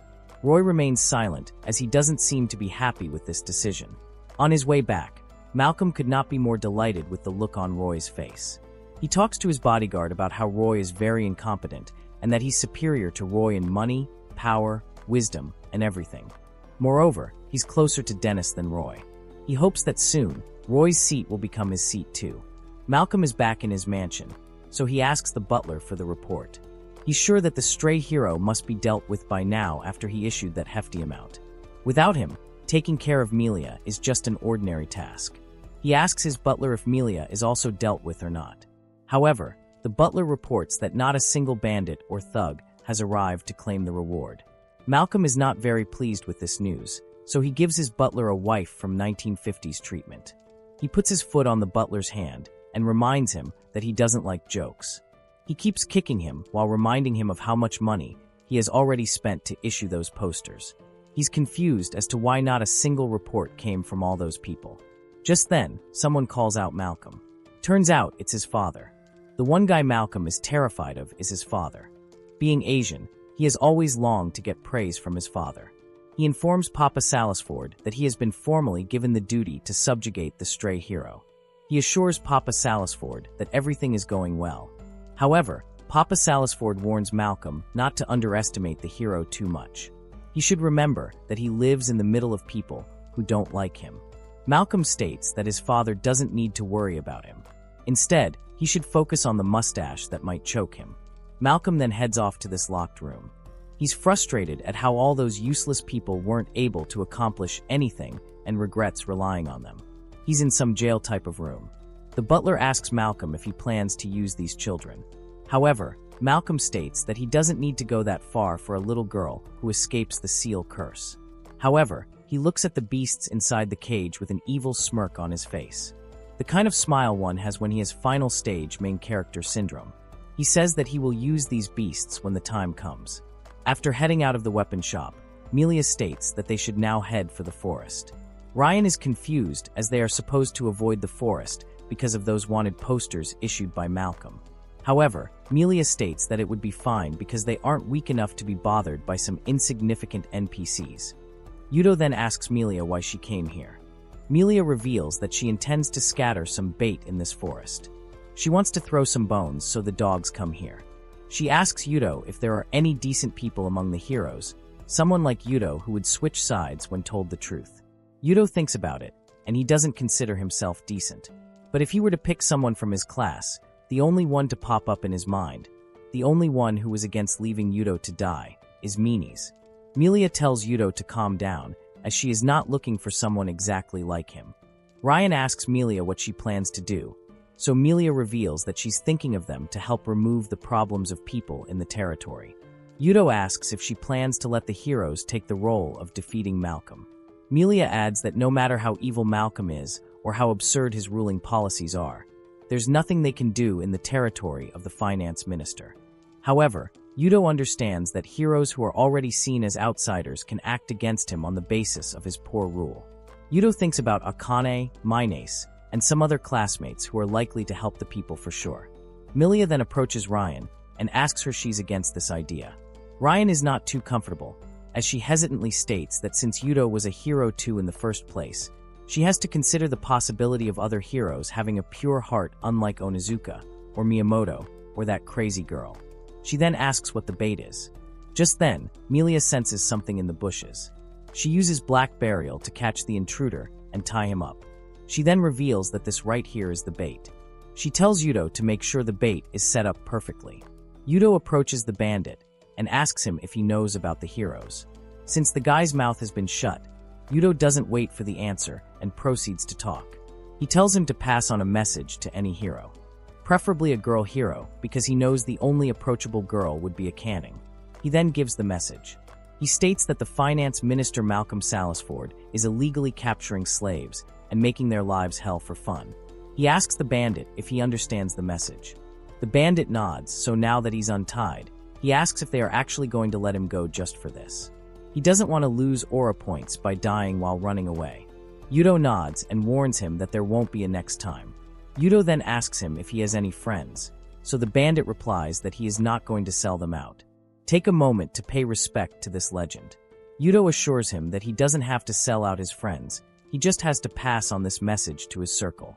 Yudo reveals that they intend to deliver information to the heroes, so the more people hear about it, the better the chances of this information reaching some hero's ears. The bandit promises to deliver the message, saying that all his friends have marks on their bodies. So even if Yudo and others come across them, he doesn't want them to hurt his friends. The goat NPC then leaves. Yudo and Ryan nervously laugh at seeing Melia telling the NPC to leave now. They are impressed and a bit scared of her dominant characteristics. Ryan praises Yudo as well, and the three of them decide to move on. Ryan asks if they are going to continuously do this, so Melia shares that they have already finished gathering information on the finance minister, so all they need to do now is lure him in and strike. Ryan understands the plan, as she also notices that Malcolm's character is not the type to call for reinforcements, as he is too prideful for a balloon with 2 eyes and a shoelace. Meanwhile, at the training ground number 1 in the finance minister's territory, the heroes are doing their best to get stronger. They are coordinating with each other to learn and share skills. Just then, everyone's attention diverts to Miyamoto, who shows some characteristics of Thor's illegitimate child. He's really enjoying it, and since it's Miyamoto, the other classmates won't leave this opportunity to let him become their father. They praise him by saying the same NPC dialogues that he's really amazing, and he really knows how to make it power his own. Compared to Miyamoto, the classmates can't help but be disappointed in that mad dog. Onizuka is barking about how everyone is having a hard time with learning other abilities, and how they only have basic abilities. This classmate is trying to tell this small brain that they are doing their best, but Onizuka keeps barking. This makes them wonder what's smaller, Onizuka's brain or Onizuka's den. Never mind. Akane is looking at everyone from the sidelines, and she feels that only a few of the heroes are actually motivated. Mines tries to defend them by saying that everyone is trying their best. She also needs to become stronger, so this time, she can bring back Yudo for sure. Both Akane and the girl beside her give her a blank look. This girl calls out Mines for thinking that it's still possible for Yudo and them to be on the same side. The other girl reminds Minace that she was one of his victims in the latest encounter. Minace defends Udo by saying that he didn't harm her, she only feigned it for a while. Meanwhile, Akane overhears these two classmates talking about how this is Malcolm's territory, and he heard something about slavery going on in this region. The other guy also thinks that Malcolm is too harsh on the people of his territory. He wonders if they will also end up as slaves if they fail. He tells the other guy that they need to get stronger, so they can fight when the time comes. However, Miyamoto is the only one who is able to learn other skills right now. He thinks that it would be better if they just stayed behind Miyamoto and let him handle the fights. Just then, Malcolm enters a training ground with his knight, asking if everything is going smoothly. Miyamoto replies that he has gained a few skills and abilities. Malcolm replies in a disappointing tone, asking if he has only managed to learn a few by now. Malcolm then takes some pressure off the heroes, saying that even if they can't use each other's abilities, his private soldiers are strong enough to deal with all kinds of enemies. Onizuka is dumb, but not dumb enough to not realize the insult in this comment. He has had enough of this Smuff's arrogance, so he asks him to let him fight one of his private soldiers. Malcolm warns him that his weak ability won't be of any use, but Onizuka replies that if his private soldiers are that strong, then they should hand over their abilities to him. He doesn't mind going against anyone, even that huge guy behind Malcolm. Malcolm sighs and decides to let Onizuka get humiliated for the 3rd time. He still reminds Onizuka that this is what he wished for himself. He then orders his knight to take on Onizuka and have all the fun he wants. The knight takes off his shady, mysterious cloak, and turns out it's a strong, muscular beast man. Malcolm still orders the beast man not to end Onizuka's life yet. Onizuka is glad that his opponent at least appears to be strong, and he can't wait to put some more scars on that face. The fight begins. After a few seconds, we see Malcolm laughing as he knew it would come to this. The Beast Man is standing with no bruises or anything, whereas Onizuka is on his knees, covered in blood. Everyone is shocked to see how strong the Beast Man is, but they are not shocked to see Onizuka get beaten up because it happens every now and then. Malcolm with an evil grin states that given how weak Onizuka is, he should let him get beaten up some more. Yudo, Ryan, and Melia are now waiting for the heroes to take the bait and ambush them. Ryan asks Melia if the heroes would actually come, so Melia replies that they should, as they would be losing their advantage if they didn't. They have revealed their whereabouts to both Malcolm and the heroes, so Yudo wonders who will get to them first. Maybe both try to surround them together. Yudo tells Melia that the bandit who returned told him that he conveyed the message. Since Yudo knows the hero who delivered the message, he's sure that there will be some movements. Ryan asks about the recipient, so Yudo shares that the one who received the news and the one with the most influence on the heroes among the girls is Akane Seijo. Melia then asks Yudo if he could tell them about the other heroes, including their influence and combat capabilities. Yudo starts with a guy who is not even the main character of his own life, Naoki Miyamoto with the hero skill. He has the most influence on all the heroes. All Yudo knows about the hero skill is that it's strong, so he asks Melia if there's more to it. She reveals that right now, the skill isn't very useful. She then asks about others, so Yudo tells them about Onizuka, the guy who likes it rough. He has the God of Ogre skill that has already been absorbed. He wasn't a big deal for Ryan or Melia, but for Yudo he was a big threat. On the bright side, his annoying personality is working in their favor now, as he has been causing trouble for the people of the Empire lately. It's good for them that Onizuka is causing discord in the ranks. Ryan notices that even though it's just the two of them, Yudo seems to have a good say in every matter. Mila seems pleased even though Yudo is the one who gets praise. For the rest of them, Yudo talks about 4 girls that they should pay attention to. First one is Akane Seijo. According to her, she only has the skill of good eyesight. However, she's more than that. She has always been good at reading the atmosphere and using it to get closer to people. She doesn't care whether the person she's approaching is dangerous or anything. However, she's good at reading personalities, so things would depend on how she feels about Malcolm. Yudo thinks about how Akane would for sure prioritize her safety, but she does have the skills and influence to put pressure on Malcolm. Ryan then asks about the other 3 girls, so Amelia interrupts him and asks if one of those 3 is the girl who is in love with Yudo. He avoids this bold statement, but Melia isn't wrong because Menes is a valued healer with recovery skills.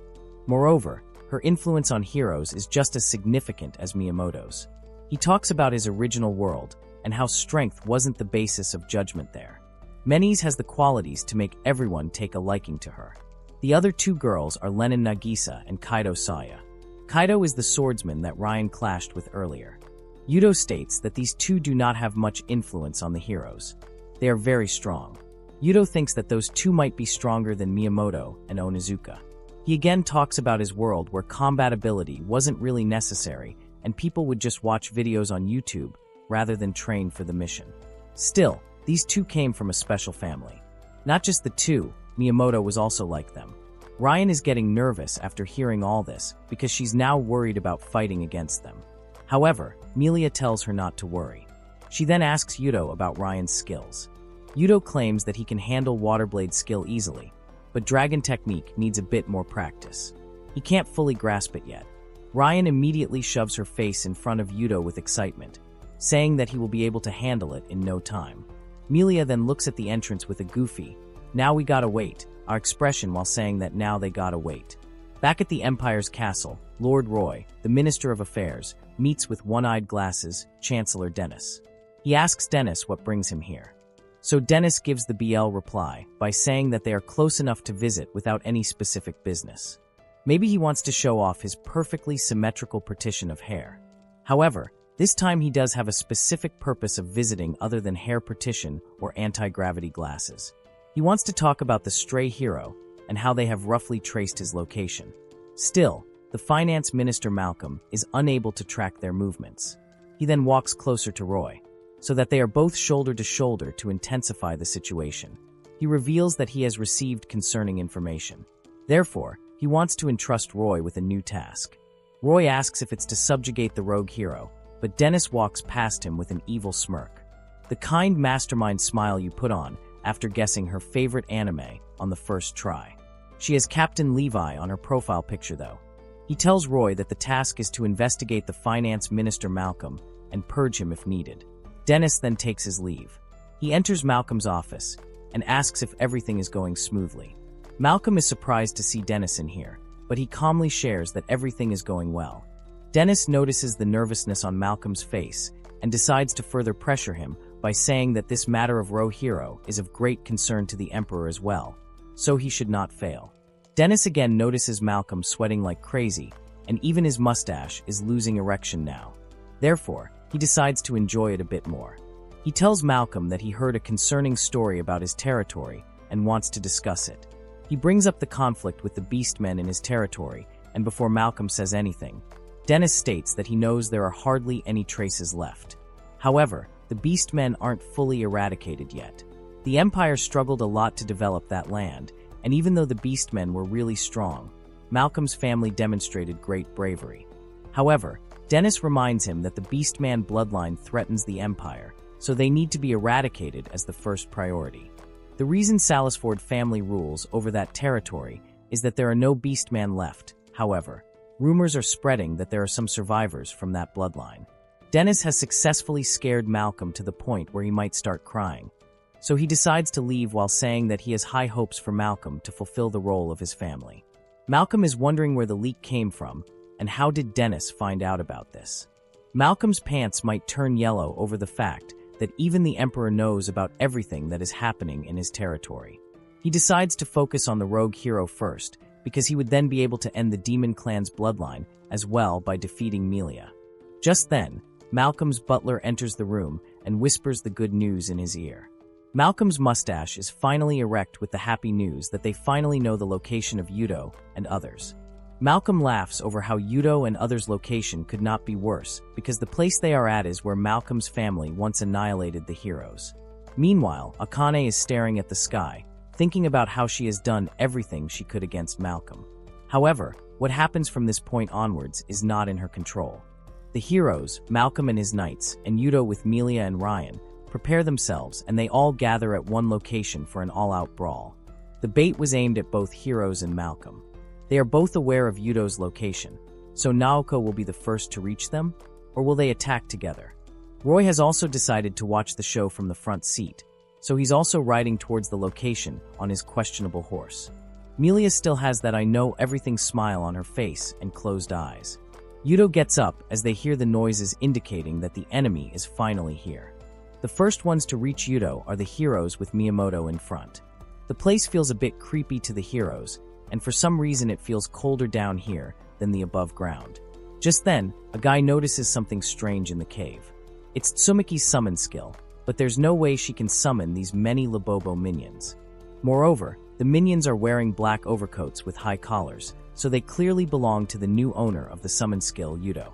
Miyamoto smiles as he approaches the entrance and sees his soulmate. He tells Yudo that he's glad to have finally found him, and now nothing can stop him from becoming the mother of Yudo's child.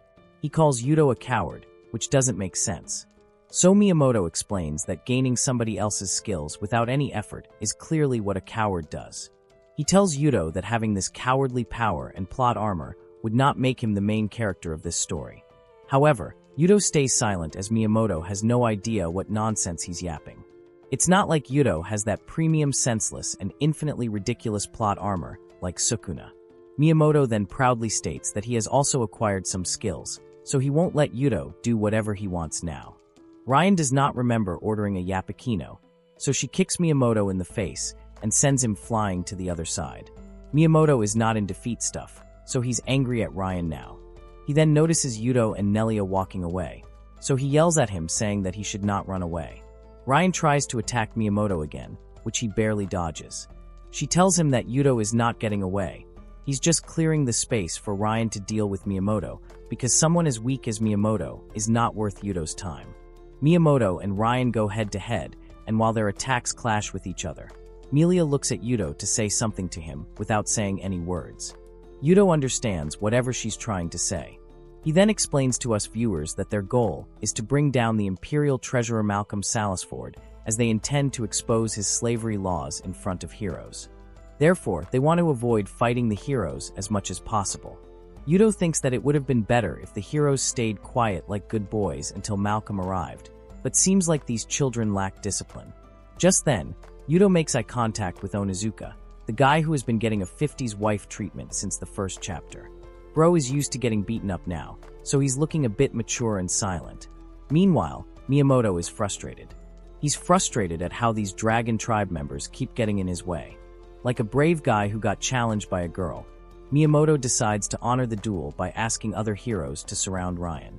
However, this proposes the perfect chance for Ryan to use her newly bought weapon. However, the party gets interrupted as the heroes notice a barrier forming around them. The barrier that would keep Gojo Satoru out and let Sukuna make up some skills that haven't been used since the Heian era. The heroes wonder what is going on. Just then, this hero with the famous Saitama haircut notices that they can't use their skills. The skills of all the heroes have been sealed with this barrier. Just then, they hear a guy standing on top of the cliff, calling the heroes a bunch of idiots. He reveals that this place was created to seal the hero away.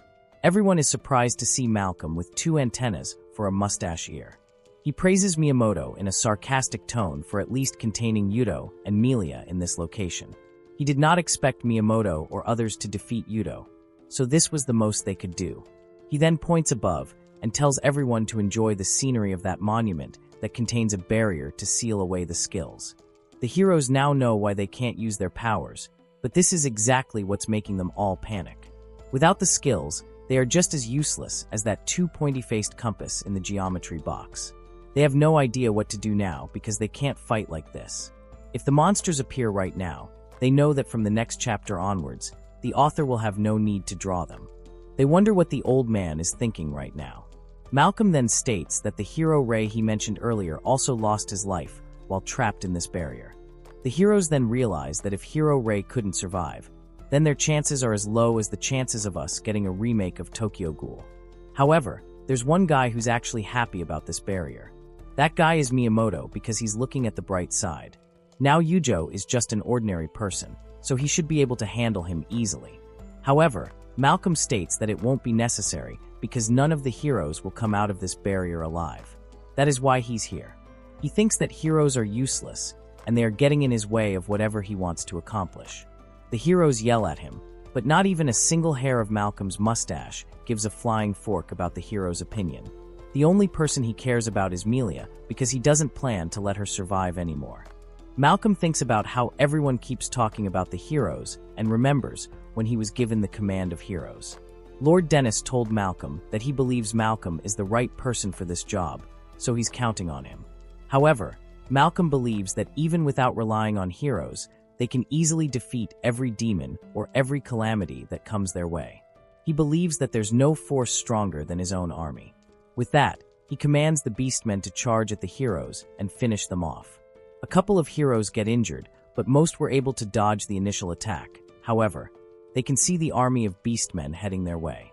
They realize that this may actually be their final moments. However, there still are 2 heroes who are just as powerful without their skills. Nagisa Ino and Kato Saya unsheath their swords and prepare for battle. However, the enemy keeps coming from all sides, and what's really shocking to the heroes is that Yudo, Ryan, Melia, Ino, and Saya also cannot use the skills, but are not only keeping up with the beastmen, but are also overpowering them. The beasts are having the time of their life as well. Getting rid of heroes from this world is like a lively hunt for them. So Malcolm tickles his Weena mustache as he states that these are beastmen after all. But these beasts need to be kept under control. Ryan is still using the backside of her axe, so she doesn't accidentally reduce the cast of beastmen. She asks Udo whether they should defeat the beastmen, but Udo claims that it's not necessary since the beastmen aren't at fault. He notices that the beastmen are all cursed. Their actions are being restricted by Malcolm through the collars on their necks. He then adds that Melia can remove the curse to some extent, but she only wants to use it once all the beastmen are released. The curse removal is highly exhausting for her. Ryan then asks about their stance on the heroes, so Yudo states that they shouldn't be Eren Yeager or Gojo Satoru as well if possible, because after everything, Yudo still thinks of them as classmates. Ryan smiled as she didn't expect anything else from Yudo. She then runs off to knock some more beasts while Yudo kicks a beast away from Akari, and shows us that you gotta knock some beasts to land some beaches. He then notices another beast approaching from behind. However, before he takes care of it, Nagisa and Kato take him down easily. This confirms Yudo's suspicion that only the activation of skills has been sealed. The abilities already incorporated into their body are still functioning effectively. Nagisa then tells Yudo that they will be leaving the rear to him. Yudo smiles and tells her that she's reliable. The beast kicking then begins officially, and the little children with their small hearts are finally catching breath. They realize that Yudo, Ryan, Nagisa, and Kato are enough to take care of all the beasts. This Baldy gets overly enthusiastic and lets Delulu take over his mind. He states that they should help the four and try to aid Kaito. Kato tries to stop him, but it's too late. Baldy gets circumcised by a beast, and now the air has gotten tense again. The heroes have started to fall into despair again. They couldn't believe their eyes as Baba Yuji lay in front of them in two parts. Minis tries to approach him saying that she should heal him, but Akane stops her saying that no amount of super glue or even super cyan glue can save Baba Yuji now. While they are all in a state of shock, Malcolm starts clapping and laughing, celebrating the fact that one hero is finally down. He speaks about how this sight is really refreshing for him and orders all the beastmen to take down the rest of the heroes, especially the stray ones. Malcolm may not be a good person, but he's no simp as he commands the beastmen to bury the women as well. Meanwhile, Yudo starts walking toward Baba/Yuji, with an aura so terrifying that even the beasts are making way for him. Ryan notices Yudo's eyes and gets nervous about what's about to come. Yudo then gives a death stare to Malcolm, which terrifies Malcolm's last 3 generations. Even Ryan, Naja, Kaito, Miyamoto, and Onizuka could feel the terror of that stare. Malcolm doesn't like this attitude from Yudo, so he tries to remind him that he can't do anything from within that barrier. However, just then something hits his right ear before he can even complete his sentence. Yudo then crouches down and absorbs the ability of Baba Yuji. Malcolm has lost composure now, so he commands his underling to unleash their trump card. The guy asks Malcolm if he's sure about this, so Malcolm responds that it may be uncontrollable, but he can handle it with this magic tool. Suddenly, the heroes and the beastmen all start hearing irritating noises that are not only hurting their eyes, but also their souls. It's as if they are hearing the celebration song of Cucurilla on winning Euros. Malcolm then tells this guy to bring out their trump card. He then looks at the heroes for one last time, because once they face his secret weapon, they won't stand a chance. Turns out, Malcolm's trump card is Nina and Nona, 2 incredibly beautiful beasts that aren't a bad option if you get to choose your assassin. With a big sword and small clothes, Nina immediately gets in front of Yudo and tells him that it's playtime. Ryan tries to aid Yudo, but she's interrupted by Nona, who informs her that she's the one Ryan will be playing with. Nina and Nona have already smoked the battleground, so Nina tells Nona to take it easy. Meanwhile, Yudo and Ryan are also unscathed for now. Melia walks to one of the towers that is holding the barrier and puts her hand on it. She then signals Yudo that he needs to buy her some time. Yudo agrees, and he and Ryan keep dodging attacks from Nina and Nona. However, the Beast Sisters notice that and state that running away is boring. They can feel that Yudo is strong, so they want to fight in seriously. Nina and Nona charge at Yudo and Ryan, who are standing together, guarding each other's blind spot, making it clear that they are only maintaining a defensive stance. Ryan then asks Yudo to do something, so he uses an ice crystal skull to block Nina and Nona's paths. They are stunned as they do not expect Yudo to be able to use a skill. Ryan wonders what happened, so Yudo explains that if he pours more magic than anticipated into this barrier, he can use his skills. Nina and Nona then decide to put Yudo on priority, as he seems more fun to play with. They charge at him from both front and back, saying that he seems more delicious than that dragon person. Yudo is less scared and more aroused by hearing that he's delicious, but turns out the girls are literally trying to feast on him.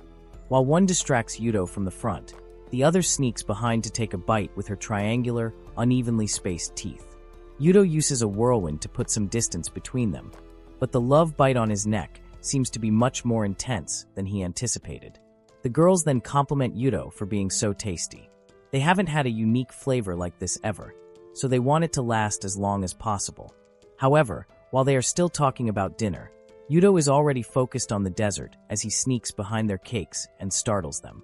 He uses fire skills to show them that he isn't happy with them getting a taste of him without his consent. However, while the girls are getting barbecued, Yudo realizes that he went too far without really thinking. That does not seem to be a problem because the only damage that attack did was a sneeze. Nina complains about the dust while Yudo is glad that he didn't accidentally take their lives. Meanwhile, the other heroes are confused as if they are watching the ending of Inception. For them, the fight between Yudo and Nina Nona is like watching Seiki K. The speed is too fast for their peanut-sized brain to process. Their views about Yudo are changing as they realize that they might have underestimated Yudo. They remember their mission and how they came here to defeat Yudo, but seeing how he's fighting even with the barrier is too much. They wonder where they can find red lipstick and white powder so they can paint their faces like a clown. They realize that there's no way they can defeat Yudo. Just then, Melia tells Yudo using telepathy that it's fine now. He has succeeded in buying her enough time. She uses the seal reversal technique and changes the target from hero to beast. She then restarts the skill and suddenly, all the beasts find themselves without their skills. The beasts fall unconscious, and while Nina and Nona follow Yudo's arms, the heroes feel their strength returning to them. Seeing that the beasts look much weaker than before, one of the NPC heroes wonders if he could take a beast down. He points his sword at the beast and tries to make his exit from the manga. However, Kato stops him, saying that there's no need to do this now. Miyamoto sees that this is the best opportunity to do number 2 from his mouth. He calls out Kato, saying that the beasts are their enemy, so definitely should use this opportunity to take their lives. Before Miyamoto can continue stinking the whole battleground with his smelly words, he finds Yudo, Nelia, Ryan, and Nagisa, and Kato against him. The 5 of them are ready to use their skills against Miyamoto if he tries to harm the beasts. Miyamoto gets irritated at Yudo again, and while clenching his teeth, he asks Yudo why he always has to disrupt the situation and act on his own. He goes into flashbacks about how Yudo walked away, and even before coming into this world, he remembers the time when he laughed at Yudo for stopping to pay his respect to the cat that didn't make it through. However, he then saw everyone including Minace and Baba Yuji around Yudo, despite him not paying any attention to him. Miyamoto, who thinks of him as the main character of this story, starts his rant. But Kato interrupts him, saying that this just means that Yudo didn't do what Miyamoto wanted him to do. She then asks Miyamoto if he really likes to control everything, and how does he plan to resolve this issue. Yudo then adds to the mockery by saying that if Miyamoto can deal with Malcolm, he intends to back off. With that, they ignore Miyamoto and walk away. Meanwhile, someone else is even more constipated than Miyamoto, and that's Malcolm. He yells at them, saying that they shouldn't mess with him and that whatever Yudo and others are planning, he won't let them succeed because he's not done yet. However, Malcolm doesn't notice the person behind him who kits his neck and knocks him out, and just as Malcolm is about to fall down the cliff, he grabs him. All the heroes are shocked, while Yudo takes his battle stance. Roy then states that regarding this matter, he would like to impose strict punishment on his side. He then looks at Yudo and reminds Malcolm that his target was right here. But he explains that he was also pursuing Malcolm, and how he acted against the Empire's heroes is not a permissible deed. He then claims to be of more use than leaving this Yudo matter to the heroes. However, he hasn't brought enough force to face Yudo and everyone. Melia then takes this opportunity to bargain as they have the upper hand right now in this moment. She tells Roy that for them to peacefully lead this place, there's a condition. They would be taking the beast men with them. Before Roy can say anything, Melia intimidates him by saying that they are an empire themselves, so they can't ignore this attack unless Roy agrees to their condition. Roy notices that the barrier is useless, so they have no position to disagree. While Yudo and others are walking away, Miyamoto calls out to Yudo and asks how long he plans to keep acting selfishly like this. Yudo looks back at him and ignores him like you were ignored by your crush. As Miyamoto sees Yudo walking away, he realizes that he's like the air resistance in physics questions. He's always negligible. He's always ignored. Back at the castle, Finance Minister Malcolm is tied up and presented in front of the king, who orders Malcolm to explain his actions. The king starts addressing in his royal tone by starting with and saying that Malcolm's actions have become something that cannot be ignored anymore. He highlights how Yudo was a stray hero until now who was wandering around with the daughter of the Demon King. The situation was bad, but not as dire as it has become now with the addition of those beastmen. Roy apologizes for leaving the beastmen with Yudo, but the king tells him that he did have a good job in retreating rather than getting into a direct conflict. Lord Dennis tells Nalchum that he didn't expect him to be this stupid. Lord Dennis adds that the descendant of the beasts, along with the survivors of the dragon tribe and the demon lord's daughter, is now with Yudo, who has become the strongest among the heroes, so dealing with all of them at once means taking full responsibility. So Roy was wise to come back. He then steps down the stairs and walks towards Malcolm, saying that they need to appoint a new Minister of Finance now. Salisford was originally meant to be dealt with by one of the heroes. Malcolm begs Dennis Sama to give him another chance, but Dennis reminds him of the situation he is in right now. The only issue left for them is to find a way to deal with the rest of Malcolm's family. Malcolm doesn't understand, so Dennis explains that nobles have special privileges. However, those privileges come with responsibility. A heavy responsibility that cannot be overlooked. If any noble fails to fulfill his responsibilities, he has to pay for it with his whole noble bloodline. With that, the guards begin to drag Malcolm away while he begs for mercy from Dennis. However, Dennis tells him that just looking at Malcolm is like watching MHA fandom. He tells Malcolm that until the end, he wasn't fit to be a noble. Just then a knight barges into the throne room without asking for permission first. So Dennis asks him if he knows what this place is. However, the knight states that once he reveals the reason why he's here, they will understand. Just then, Foreign Affairs Minister Vale is back too. He sees the desperation on the knight's face, so he decides to hear him first before saying anything else. The knight then reveals that he has to report something about the heroes. Onizuka has taken the lives of 3 of the heroes and fled with 2 others. Dennis, Roy, Vale, and King are somewhat shocked at this news, as they are now down 6 heroes in an instant. Vale states that he has just gotten back, but he has seen the situation of heroes, and for that reason, the news that Onizuka, Chin, Tepak, Dum Dum, 3 heroes is not shocking to him. Minister Roy rushes towards the hero's room, while Dennis tells him that he's counting on him. At the crime site, Minace is trying her healing magic with desperation to try to heal or revive the 3 of her fallen classmates, while the others are just standing there, in shock at how the events turned out. The 3 lifeless bodies are on the ground, while Minace is sitting by their side, crying, whereas others are wondering what they should do now. This dude with black hair is shivering while saying how he has been friends with one of the victims since they came to this world, but he still couldn't do anything to protect or save him. Dennis enters the room while panting and sees Miyamoto with a different look in his eyes. He has already been on the verge of going crazy with how Yudo never listened to him and always acted on his own. And now Onizuka, who has always been somewhat restarted, has off 3 classmates. Roy asks Miyamoto if he can explain what happened. So Miyamoto starts yelling, saying that there's nothing to say about this situation and that Yudo and Onizuka messed everything up. They did whatever they wanted, and now they have destroyed everything. Keidu and Nagisa Sai has this dude named Miyamoto can't miss any opportunity to hop into Yudo's lap. Yudo is all he can think about. Nagisa then asks if she can explain, so Roy tells her to go forward. We then see a flashback of how Shirori said something that made Onizuka angry. He punched the pillar and asked her to repeat her words, so she told him that he was too selfish. She then stated what everyone knows is true, even though they were thrown into this strange world where they have to support each other. Onizuka's actions are too much for them to bear. She told him that she was fed up with his rampaging and disturbing the atmosphere like a Karen's toddler.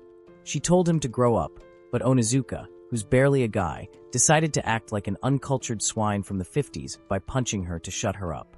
He hit her right in the face, and before anyone could react, Shiori's eyeball bounced off the ground while her head was all smashed. The one most confused about it was Onizuka himself, as he just wanted to shut her up for now, not for all. He didn't even touch her face yet. Other heroes started screaming, while Onizuka came across a strange new feeling. Any normal person would regret his actions, but not this psychopath, as he started laughing while claiming that it feels good to be a man. Bro's father messed up his ideology of masculinity before walking out of his life to get milk. When the other 2 tried to hold Onizuka responsible for his action, Onizuka used his newly found Bluetooth smash power to squeeze both of their heads as well. He was now enjoying it more than ever and had already claimed the hat trick. Minace stepped forward to stop Onizuka and use her healing magic, but Onizuka realized that Minace had a stealing-worthy skill. so he extended his hand to smash her and steal her skill. However, Kato and Nagisa immediately stepped forward, and even for a brainless guy like Onizuka, it is obvious that Kato and Nagisa shouldn't be messed with. Nagisa then ends the story by sharing that Onizuka disappeared after the two of them entered the room. He also forced two of the heroes to go along with him. Miyamoto adds that those two often hung out with Onizuka, so they must be just as selfish as him. Roy fully understands the situation now and starts thinking about something while noticing the frustration on Miyamoto's face. Meanwhile, Yuto and Melia bring all the beastmen to the demon capital of Argana. Melia then sees Ryan's family and says how she has got a really huge family. Yuto doesn't mind bringing the beastmen here, but he still asks Melia if they are also going to live here with the demons and beasts. Melia says that they will, but this time their lives are going to be different than before. Yuto asks what she means by that, so Melia shares that she's going to make this a new country. Ryan and Yuto are surprised and amazed with Melia's grand ambition, but more than that, they are impressed as it feels right to do so. However, Melia knows that it will take some time for them to establish a proper country, but now is the perfect time to place the first brick. Yuto thinks about how the Empire has lost a minister who supports their country and a hero, so they would definitely be in chaos for a while, which makes it the best time for them to establish a country. Yuto doesn't know that the Empire has now lost 7 heroes instead of 1. Yuto asks if it's going to be where the demon territory was originally located, so Melia states that it would. However, she first has to make a city for demons. Upon hearing the words Demon City, Ryan thinks about her childhood memories of the Demon City and blushes over the nostalgia. Yuto asks Melia what he should do to help her fulfill this ambition as soon as possible. So Melia thinks about it for a while, and just as she is about to answer, Yuto gets jumped by Nina, who's excited to hug her delicious Oni-chan. Yuto is slammed into the wall while Nina and Nona greet good morning to him. They have just woken up since their last fight. They tell him that they are hungry, but Yuto tries to shake them off, saying that he's not their food. Ryan and Melia smile as they notice how Nina and Nona have taken a liking to Yuto. While Nina and Nona are feasting over Yuto, Yuto notices the big guy among the beasts and walks toward him. He tells him that they are going to build a country, so the beast replies that this may not be as easy as it sounds.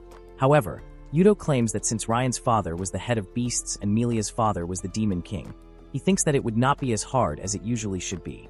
He adds that it's just his intuition, but he thinks that Nina and Nona are also from the same lineage. The big beast looks at Nina and Nona, who are wondering why the Yuto they were feeding on is turning into rock. So Yuto states that it's just his intuition. The big beast smiles and says that Yuto's intuition is on point, however. They are the same as demons and dragons. He then uses this opportunity to sneak in his flashback by saying that they are a small group that he has been living with. They were originally a group of special individuals among beastmen and were different compared to others.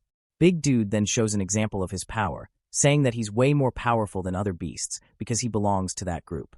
However, even among that small and strong group, these two girls, Nina and Nona, were special. Their predecessor was a very nice person, and not just nice, she was very strong as well. However, her sensitive nature made others believe in her as their leader. With her gone, the big dude decided to follow Nina and Nona. The beast man may not be interested in the creation of a demon country, but Yuto states that as long as they want to be independent, it's fine to him. Melia then adds, while side-eyeing Yuto, that the one in charge of this country is the strongest hero, so there shouldn't be anything to worry about, especially when both Yuto and Big Beast are fellow Onizuka clappers. Meanwhile, Roy reports everything about the Onizuka incident to the king and Dennis. Dennis then thanks Roy and allows him to step back. The king then talks to Dennis about how the number of issues at hand has increased, so he regrets not leading the management of heroes to Dennis. He then transfers the responsibility of leading heroes to Dennis, while adding that they should immediately deal with the stray hero Nakatani. He then talks about Onizuka, along with Wajima and Suzuhara, who fled with Onizuka, highlighting how difficult it would be to trace them once they escaped into the wild. However, informs the king that they shouldn't worry about that. They have already tracked down the 3 of them with just the Empire's military. All the other ministers are impressed with Minister Roy. Even the king praises him and then gives him the new task of capturing Onizuka and his followers. Depending on the situation, he will decide what to do with the 3 of them. The king then orders Roy to take C with him. Roy wasn't expecting the king to ask him to take Commander C with him. The reason is that who else other than Sieg can stop Onizuka? Dennis adds that even Commander Sieg thought that the 3 heroes were difficult opponents, so he asks if the other heroes can join the subjugation team under his control. Valet likes the suggestion, and since he was in charge of the Black Wolf army, He thinks that it would be a good idea to entrust the strongest army to Minister Roy. The king then turns to Valet and makes sure he knows his role, which is to negotiate with Nakatani Yudo. He then asks Valos why he's willing to give up on the Black Wolf army. So Valos states that they need to put all their cards together to ensure victory. Even if he has the army with him, he cannot deal with the strongest hero, the daughter of the Demon King, the survivor of the dragon race, and the beastmen that were under Salisford. He thinks that they need to negotiate a ceasefire with Yudo until Onizuka is dealt with. The king agrees and then states that he always doubted summoning heroes because instead of meeting the expectations, it often creates more problems. With that, Yudo and Melia are now in the strongest position while the Empire has too much to handle. So if you want us to continue this story, let us know in the comments down below. We will try our best to deliver like that silver medal Turkish guy from the Olympics.